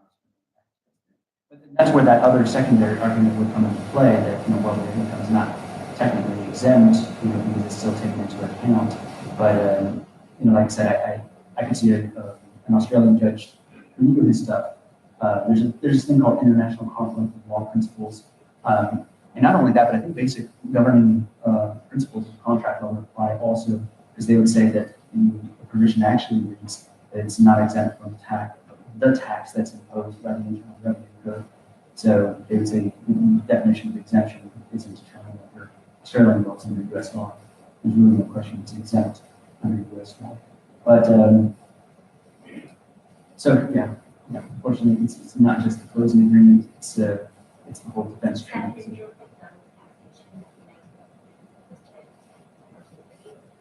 Exactly. Yeah. Correct, and that's our argument is that going back to that whole specificity rule and later in time rule, is that what they were trying to do in 1966 is they were trying to avoid a bad situation where the U.S. is going to say, well, it's one of our companies paying W-2s, we're going to tax them. Australia's saying, well, he's here earning wages, or she's here earning wages, so we're going to tax them. Now you have a typical tax scenario, and that's why they put in Article 9 to resolve a tax situation. But that was superseded by the intent of the Convention for the Avoidance of Federal Taxation between Australia and the United States. So that's what our legal position is that that's what effectively validates the difference treaty. So you said your first option for the country was going to use stock and book.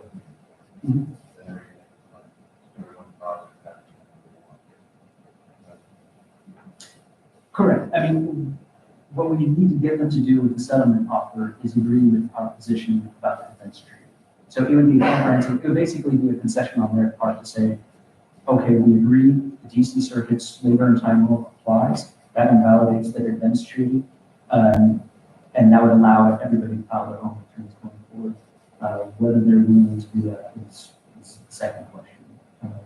Which right now it doesn't look like they're willing to, but by everybody's presence here today, I'm encouraged to step up by a select few willing to put their name on a federal lawsuit against the lawsuit ends by saying versus the United States of America. So, it's pretty serious. We're taking pretty much the entire federal support. But it's because we know the law's on our side. And, like I said, that's going to be your best interest. Because if we get a federal judge to agree with us, then it doesn't really matter if the contractors get over their stubbornness. The federal judge says this is how it's going to be.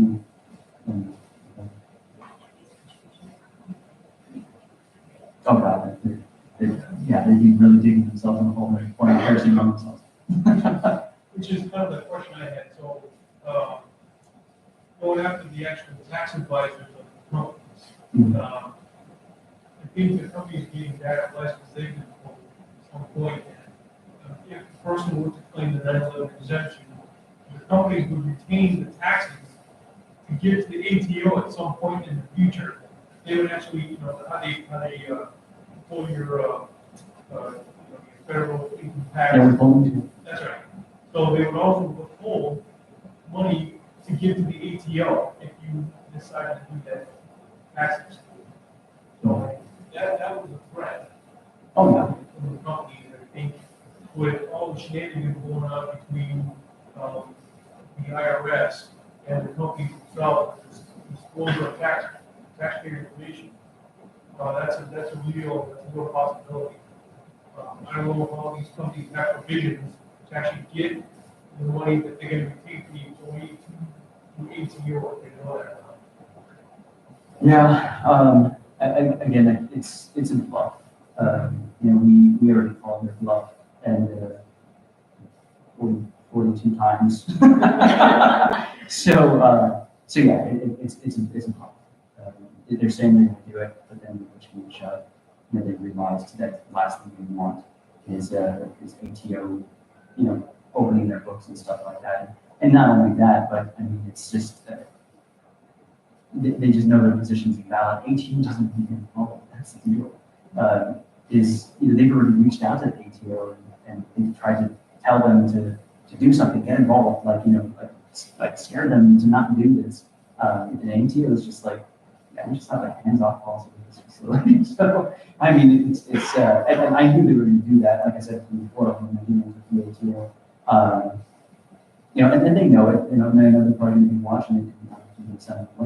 And it's because to this day, I still am upset. Like, even though it benefited me, I still am upset that they never, you know, wanted to advocate on behalf of their own citizens. I've never seen that, you know, sort of cowardice from the national government. But yeah, just So some of the smaller contractors have never required their employees have claimed that. Problem. yeah, and I mean that's great. I hope it stays that way. I really do. So to the extent that you got a cooperative company that's not requiring you to sign a closing agreement and you're making this claim and it's getting approved, you know, great. But like I said, that's what a lot of people thought also, you know, when they started submitting this, and then 18 months later, you know, you get this, you know, IRS examination letter. And I'm not saying that's definitely going to happen to you, but I think at that point we would still take it on a continuing basis if there wasn't a closing agreement. But at this point, if there was a closing agreement and you went it solo, because we can't encourage that, because then everybody would try to do it and it would just become a disaster scenario. We wouldn't be able to represent you at that point. And I know it sounds bad, but and it's not me us trying to be nasty. It's just like us trying to say, like, we need to handle this up front. So I would say if you didn't sign a closing agreement and you feel comfortable and confident, you know, that your company will back you up, and that you can assert this legal position when you have, and go for it. But it's going to be, I mean, there are relaxed procedures in the tax court if it's involving less than 25,000. But I think some of you might be slightly above that. So, because on average, you know, you 20 to 30,000 a year, sometimes more. That's when I calculated it. Yeah, 3 years, 30,000 bucks.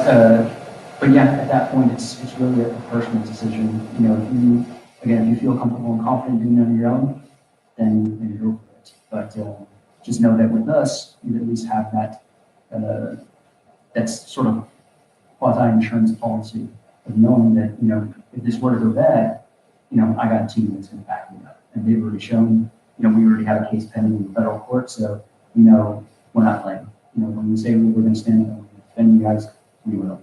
So. Yeah, so what we'll do, and what we're going to do over the course of next week is whatever email you used to register for the conference, we're going to go ahead and send you that smart participation link. And that's just going to be an implied engagement. You know, if you want a formal engagement letter, we can, but I mean, this is being recorded. So you can cite this. But yeah, so we'll send out all those activation links, and then if you want to pursue, all you have to do is accept, start uploading documents, and then, you know, Alfonso's the office manager. He then go ahead and get back in touch with you, walk you through the process of setting up everything. And that's kind of how we get the ball rolling. And the reason that we wanted to do it that way is we were also discussing this yesterday evening. You know, there are about 115 that showed up registered, and then there's still about like another, I'd say 100, about the same, about 100, 125 that just didn't register. Yeah, they're still from the test, they're not 100% yet. But I think after watching this and then hearing about the turnout, it made me feel a lot more important, to step up. So the way we would normally do it is we would send an email, and that email would kind of have the terms and all of that. When we were thinking about it, we're like, how do we deal with that? Like we've like even with the whole superannuation issue, there was a lot of inquiries, but it was like 10 a day. In this case, it's like a big bulk of 250. And I mean, that's going to be me sitting in front of a computer for like 30 hours typing up engagement letters. And I'm just like, you know what, implied good faith. I'm going to send out these emails. If you want to proceed, engage, and then we'll take it from there. And then you said there is a comments and you all. Oh, yeah, so we would either, with the amended returns, it would likely go to the last address on file. If it ended up coming to our firm's office, we would go ahead and process it. But either way, there would be no fees due until it actually clears. So yeah, the logistics of that we could work out, but, the IRS is legally bound to respond within 16 weeks. And I mean, they already know about this. So what we generally see is that they're rubber stamping there. And again, I think just as more people come up and more people start to move forward, eventually, then it's just going to let the defense contractors know, like, what, nobody's buying this anymore.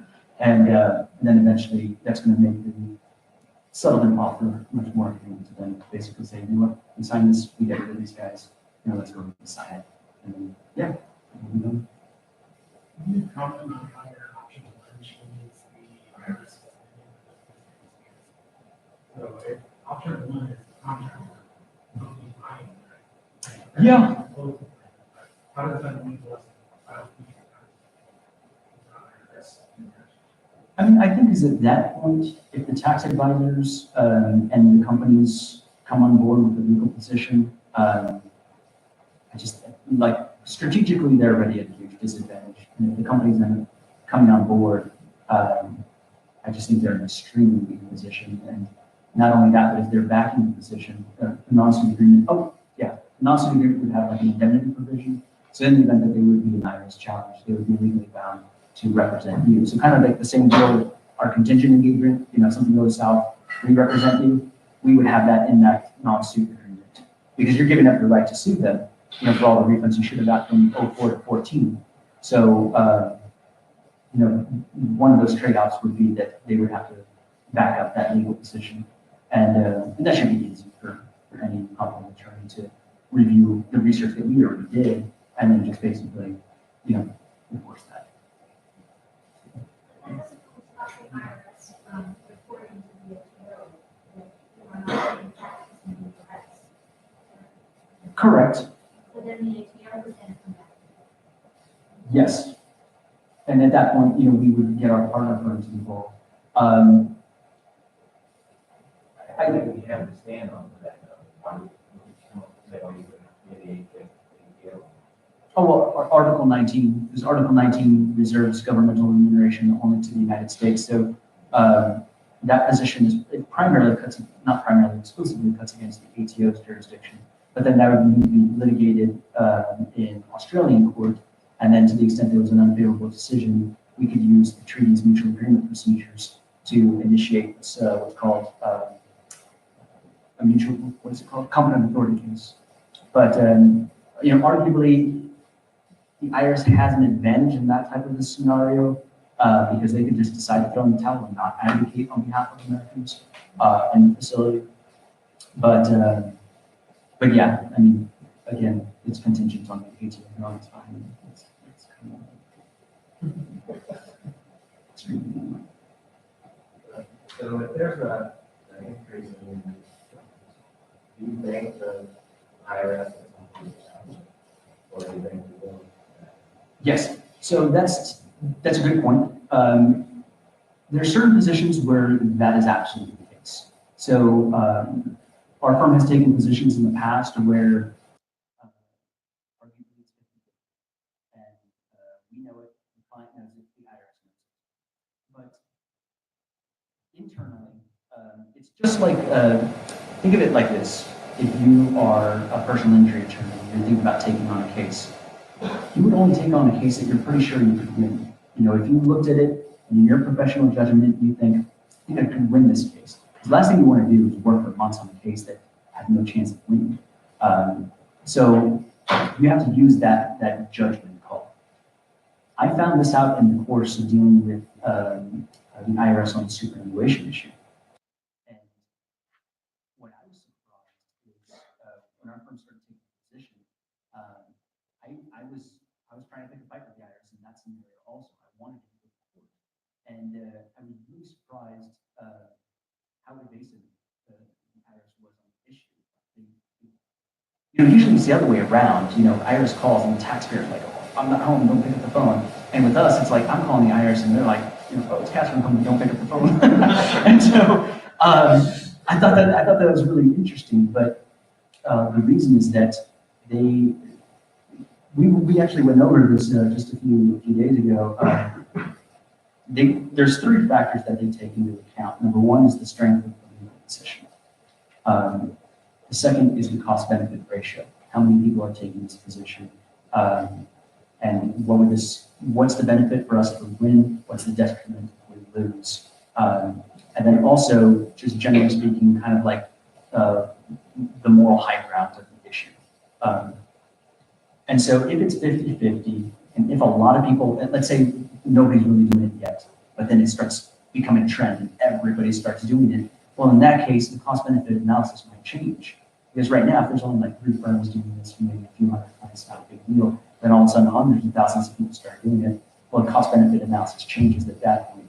And so the IRS might at that point say, you know what, it might be in our best interest to challenge this. Because what I think a lot of people don't get in the general public is, and it's in their name, the job of the Internal Revenue Service is to generate revenue internally. That's their service to the U.S. Treasury. And it is run like a money-making operation.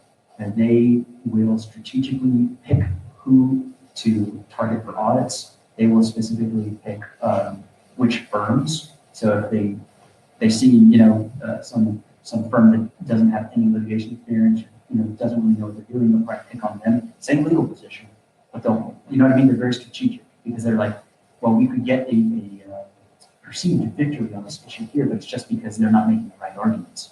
You might be saying, oh, the closing agreement is invalid because I'm a sovereign citizen or some ridiculous statement. So, I mean, if there's like, if that's his argument, well then yeah, we're going to challenge that one. And then it looks like the closing agreement is valid, even though it's not. So, like I said, it's a chess game, and they're very strategic on that. So, what was your original question, sorry? So if you think that would be increased. Oh, yes. So, yeah, correct. So the reason that I went public with our law firm's position on superannuation is because it was like 90-10 in our favor. I mean, 90% of all the authority was on our side. So it didn't matter how many people came out. The IRS knew they were in an extremely weak position. So it doesn't matter if the whole country started doing it. They're still not taking it to court because at least for them, it's like a 10% they're going to be foolish enough to pay tax on this. It's better than no percent because they are pretty certain if this goes to court, we're going to lose. So let's just keep perpetuating, you know, the ignorance on the superannuation issue, and you know, it's win-win for us. And so that's why every amended return to do is submit for Australian nationals with this whole superannuation issue. They're just being approved, cut the check, because there's still 120,000 other fools that are paying tax, and why mess up a good thing? And so. And it makes sense. I mean, that's their job, is to maximize revenue. But and this is one of those scenarios, thankfully, where it's like 90-10 in our favor. So it doesn't matter if every facility started doing it. It still does make sense for them to challenge it. So when does this end? Let's say I file my taxes this coming year, I have a closing agreement in place, file my taxes without claiming the 9/11, then I retain you to go get my money. Then next year comes around, you don't have to get involved. I file my taxes, I get you involved, you get my money back. Next year comes along, you got to lose them. When's it gonna end? Yeah, and that's why we already filed a case in federal court. And so the reason we filed that case in the United States District Court before we even got here was to show you that unlike other firms, we're actually trying to get this resolved. I'm telling you, any other firm out there would have said like, why that's a good thing. They would perpetually rely on this, and the IRS knows that they're not defended, then they'll go after them.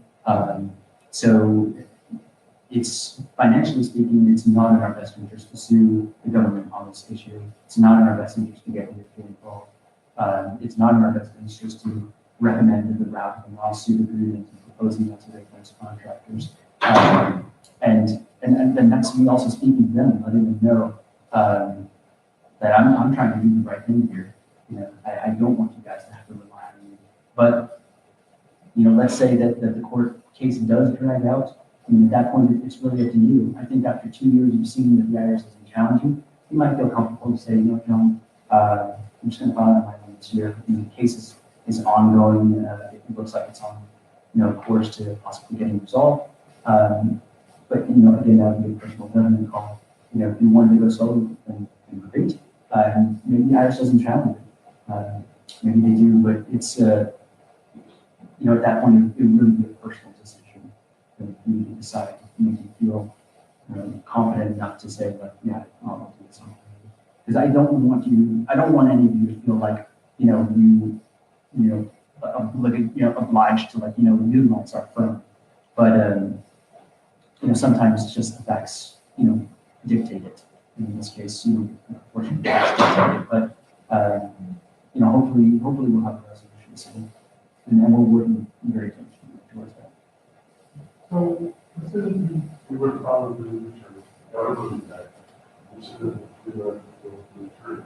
Doesn't that set some kind of precedent that we refer to it for 2 years and say, hey, why do we have to keep going through that process every year? Yeah, and I thought the same thing also on superannuation. So you're absolutely right that and that's why I had said in the invite that the IRS has effectively acquiesced. I did that for 2 reasons, and I'll let none of you know why I did it. I said that Melanie Vidal and the IRS acquiesced because they have been proving the returns, and that is the definition of acquiescence. When you don't object or challenge something, you acquiesce to it. I think what got under their skin is that the term acquiescence is actually a legal term.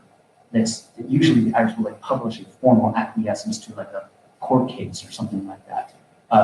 So like I mentioned before, how one court will say something in New York, but you can disregard it in California. The IRS does that as well. They'll issue these things called acquiescence or non-acquiescence.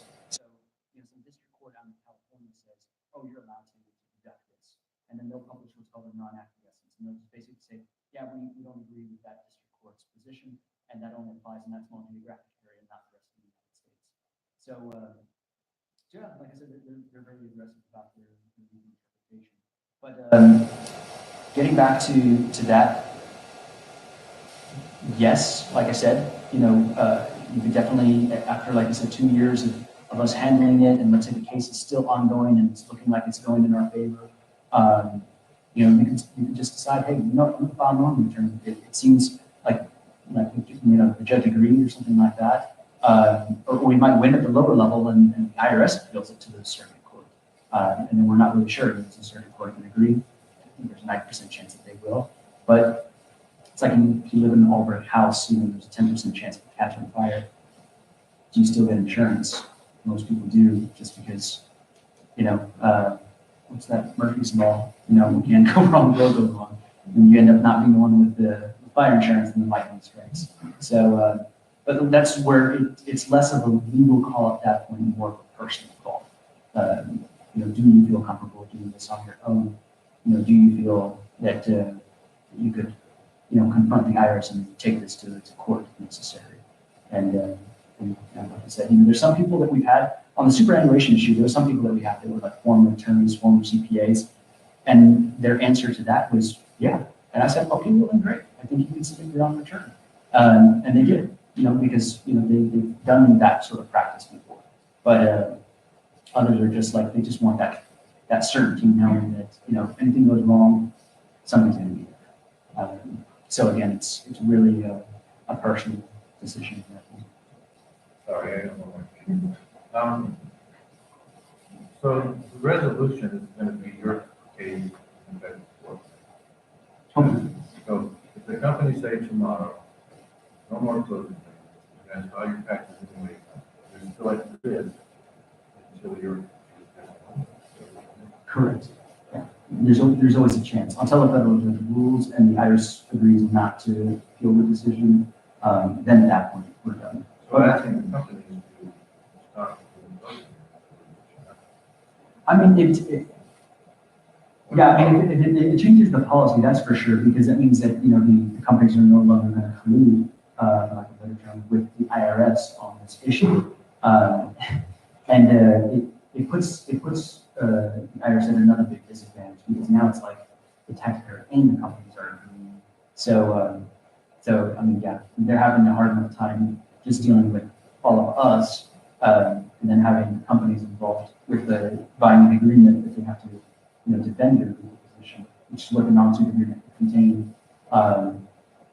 And that's basically us trying to negotiate a settlement to force the companies to do what we're already doing, which is offering to represent the IRS challenges. That's what that non-suit agreement would say. So yeah, it's. But the companies aren't going to agree to that. They're not going to say, yeah, we'll go back to what, ever. Yeah, and I mean, like I said, it's a long shot, it is, but that is the sort of like the peaceful solution. The other one is saying, okay, well then we're officially doing class action against your tax advisors and going after the bill insurance policy. But I think the cases would have to run concurrent, because for us to claim that it's an error or omission, we would have to have a federal judge declare that.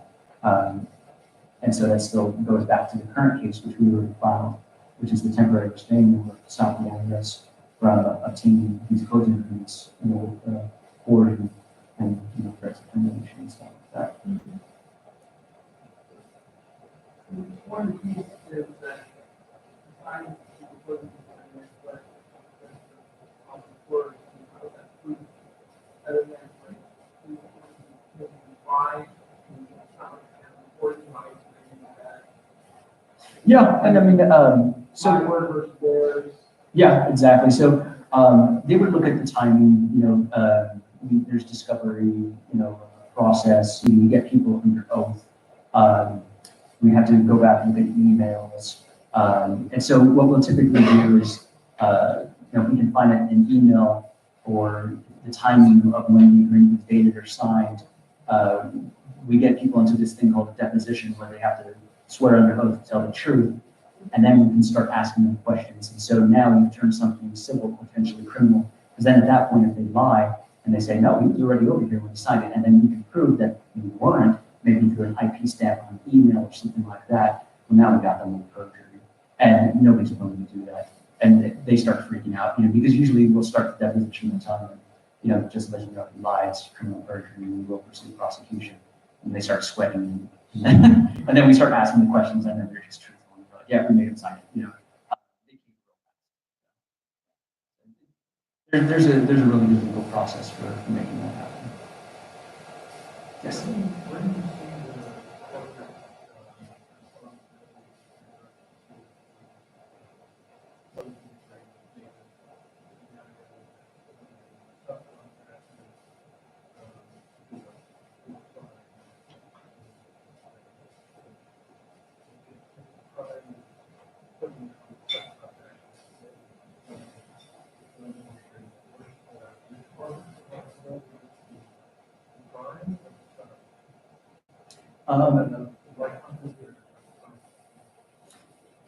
Yeah, I mean, at the end of the day, the buck stops with the tax advisors, whoever said that was, or the legal advisors, whoever said that was necessary. Because at the end of the day, the company's assuming this attorney knows what he's talking about. He's saying we need to do this, and he's saying that this method of doing it is perfectly fine. So, I don't personally see any corporate responsibility. I think it's I wouldn't want to.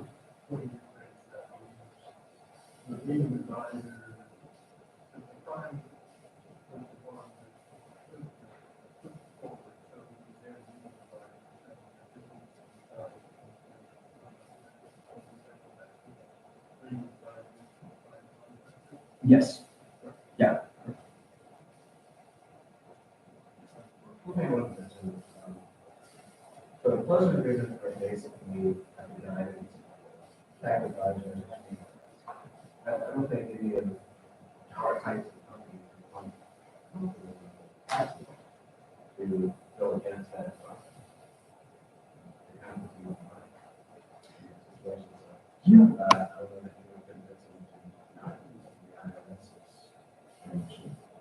Yeah, and that, like I said, would be up to a federal judge. So if a judge declared that the CAP's decision did change the legal atmosphere with regard to this issue, then that all we have to do is prove that there was an error. And so even if, like if the IRS were to call us and tell us, one of your clients has to pay taxes for graduation, we work for the IRS. And so it would be on us to say, no, we think you're incorrect.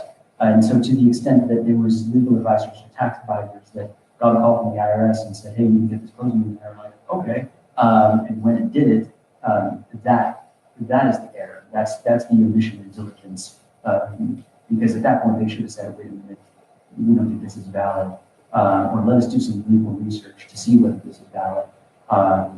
Let's see whether it's even a valid method, to acquire signatures upon their arrival, or after they've already, sold their home and taken their kids out of school and haven't boarded the plane yet, but I mean, they already did everything else. So yeah, it's a lot of the time it's the inaction that gets you, the lack of diligence, by the tax advisors.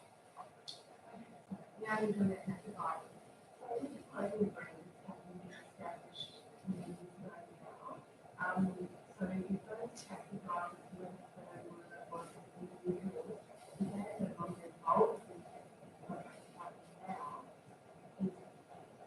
Is it easy to, it's actually easy to find these individuals are to actually want to describe it.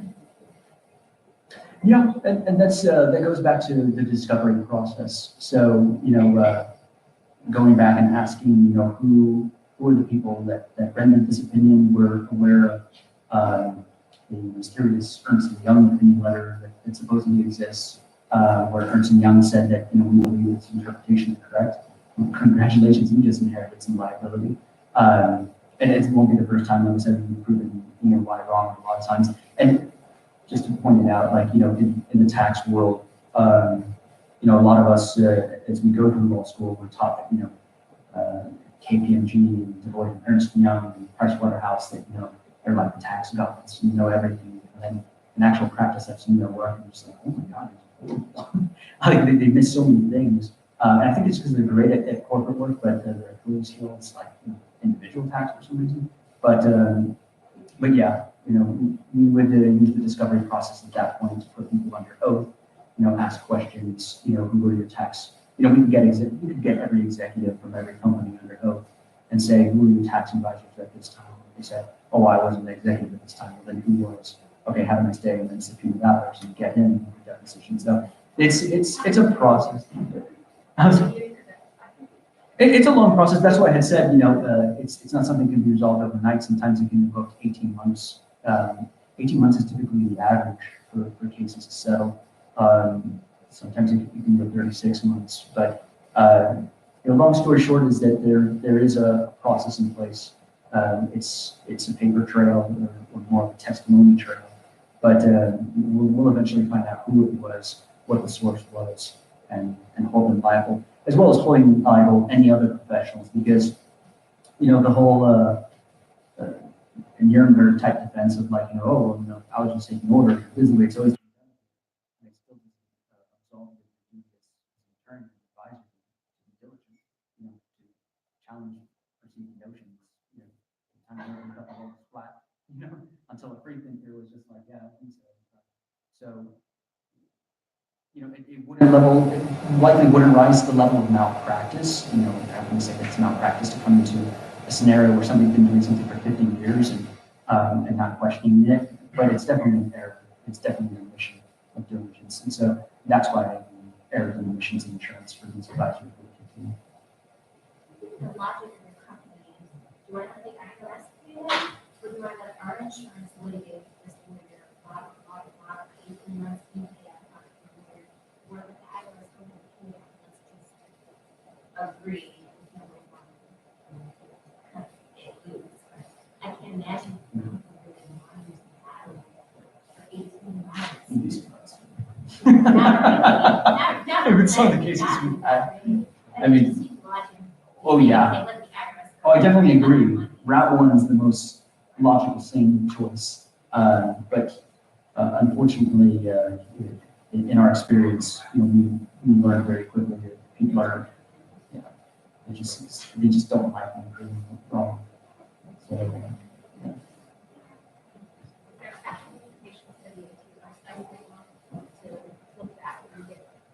It's a good question. We gotta ask our tax partners on that. I can't really give an answer, but it's a British common law system as well, or British, I should say British-based common law system. So in general, rule of common laws, they always have statutes and limitations. But yeah.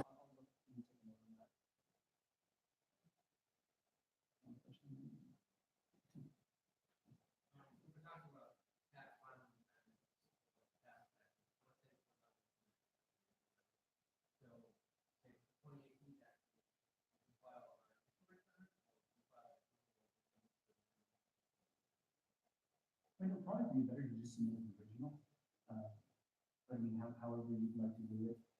Some people like the idea that a paper-based, an amended always has to be paper-based, and some people like the idea that it would be a paper-based return. And that way, you get some more definitiveness that somebody humanized actually viewed it, with a computer with an algorithm determine whether to examine. But however you would like to do it, you need to do that. Let's say you do the total return and there's additional return. Oh, okay, thank you. Thank you for bringing it up. That's really important. So it's not just 50% across the board of everything. What we do is we first determine what your refund would be without our firm. So let's say your refund is $4,000. Then we determine what your refund would be after we do the foreign earned income exclusion. And then let's say it's $24,000, then it's only the differential. So no, we don't eat into the refund that you would have gotten, notwithstanding our involvement. Like that's definitely the universe. Yeah. Those of us that have done the returns for you already, we get some paper copies. Yeah, we should definitely, they should be uploaded already in your smartphone, but if not, like I said, we usually have it like in this hidden folder, but then once it gets approved, we drag and drop it, we have it on our phone. Yeah.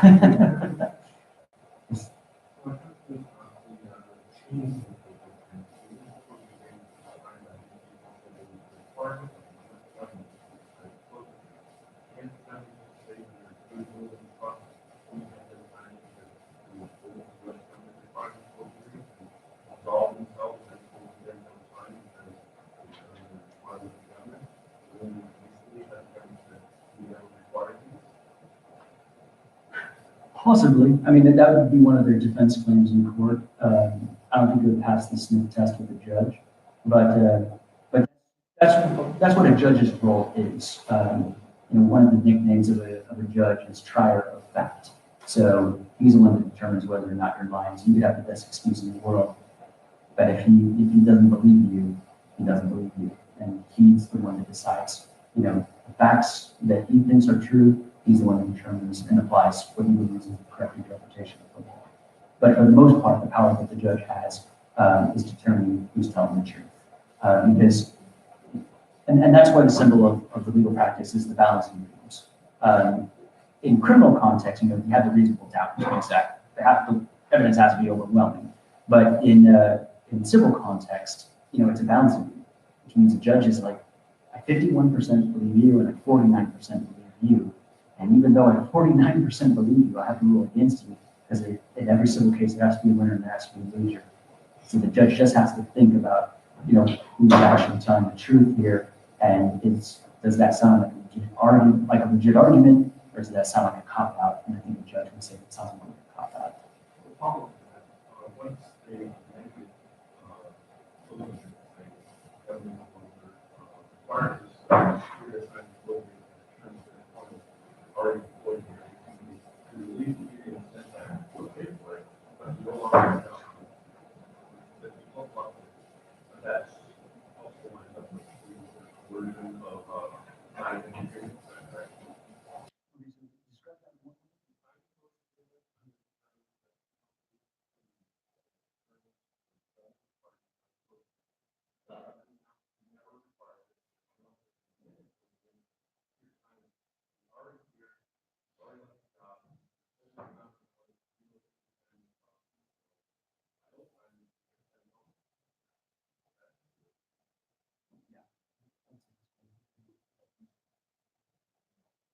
I like everything you're saying. It just sounds really good. But, so you say that you'll be able to get us a previous 3 years amended terms, right? Yeah. What if, worst case scenario, a year, 2, 3 years from now, you're wrong? What do we have to, what are our liabilities then? So we would, at that point, we would be liable to return everything to you. So, all the fees that were accumulated during that time. And likewise, whatever refund you received at that time, you would be personally liable for your 50%. There would be no penalties because there's no question that there's more than substantial authority in this position. The IRS can only impose penalties when they don't believe there was any reasonable basis for taking the position. That would be the extent of the exposure. At that point, the judge would most likely apply the case prospectively, which means the IRS wouldn't be able to use that as justification to retroactively go back. And judges almost always do that. They'll only apply the case prospectively. And that case, at that point in time, depending on the amount of exposure, like let's say you were like the only one, and the judge limited the case to you and said prospective only, we would, pay it. But 100% the contingency still applies. So any fees we would definitely cover half of the life at that point. But at my screen, that would be yes. Well, video would be recorded, but yes, in the event, that's why I said if anybody wanted to formally get it, we could. It's just slow the process a bit, but yeah, you have 100 minutes. So yes.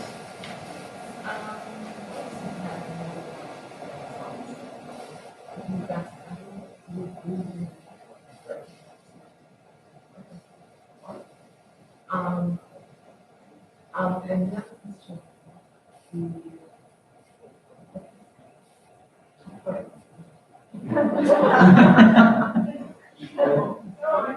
No, don't worry, it's getting late. The same thing happened to me. So your question was if you multiple.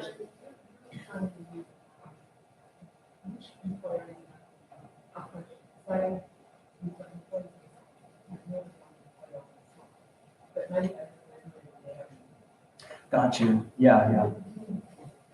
I mean, the ones that are currently here. Because it's not so much the defense contracting companies. It's the idea that if all the current ones were to agree, then it would effectively change the policy. And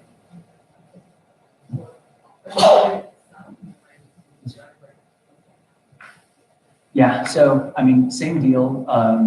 We have to have everybody agree. We'll try to sign individual agreements, and then we can basically say but I'm pretty sure the companies at that point would also want everybody of their particular company, to sign the non-suit agreements as well, to effectively change their policy. But, again, if it's a small one, like let's say 15 employees or something like that, that's not enough. Because what we need is, kind of one of the big agree to come over. And that we know if one of them were to come over, then the rest would sort of follow. Because at that point, they don't want conflict among, the larger, companies. So, it's going to be a very dynamic, think on your feet, sort of situation. We'll have to judge it and kind of see. But it looks like we already have 2 companies on board. But it is at the smaller end, number of employees wise. So just to put it out there that there is officially 100% one company on board with us, but they want to just kind of stay quiet about it, until they start seeing some of the other ones, come on board. But that's what we're kind of doing behind the scenes, is trying to negotiate that. What kind of time frame are we looking at for reaching an agreement? Realistically, to 18 to 36 months. I'd say 18 months. It could be really great, and you could watch this and realize he's not messing around. He wouldn't sign the agreement now. But to collect everyone's signatures, it's going to be difficult, because you have to give out 1/3 to 1/4 facility already contact us. And they would want more definitiveness, like we need everybody to sign, because that's what class actions are. They need to make sure that nobody, can randomly pop up and be like, hey, I didn't sign that, I'm going to sue on my own or something like that. So that's unfortunately the time consuming. My question is on what is it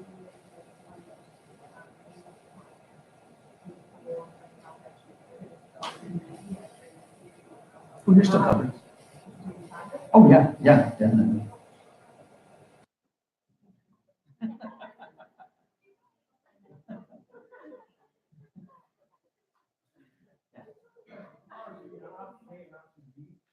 Are you in contact with us as far as the progress of those reviews? Email or we have to get a hold of you? How Yeah, good point.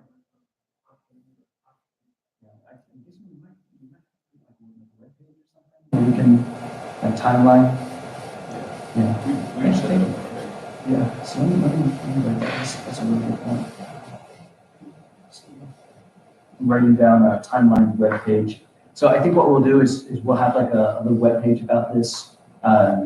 And that way, anytime there's an update or anything new, and we'll upload existing documents like the federal case that we've already filed. Actually, I told the IT to do that when I got back from the link. But yeah, I'll send that out, and that way, you'll be able to click the link and you'll see what we filed and all of that.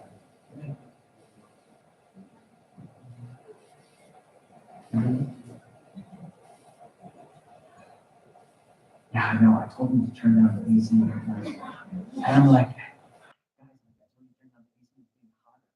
They want us to I'm on the hot seat. All right, any other questions? All right. Sorry,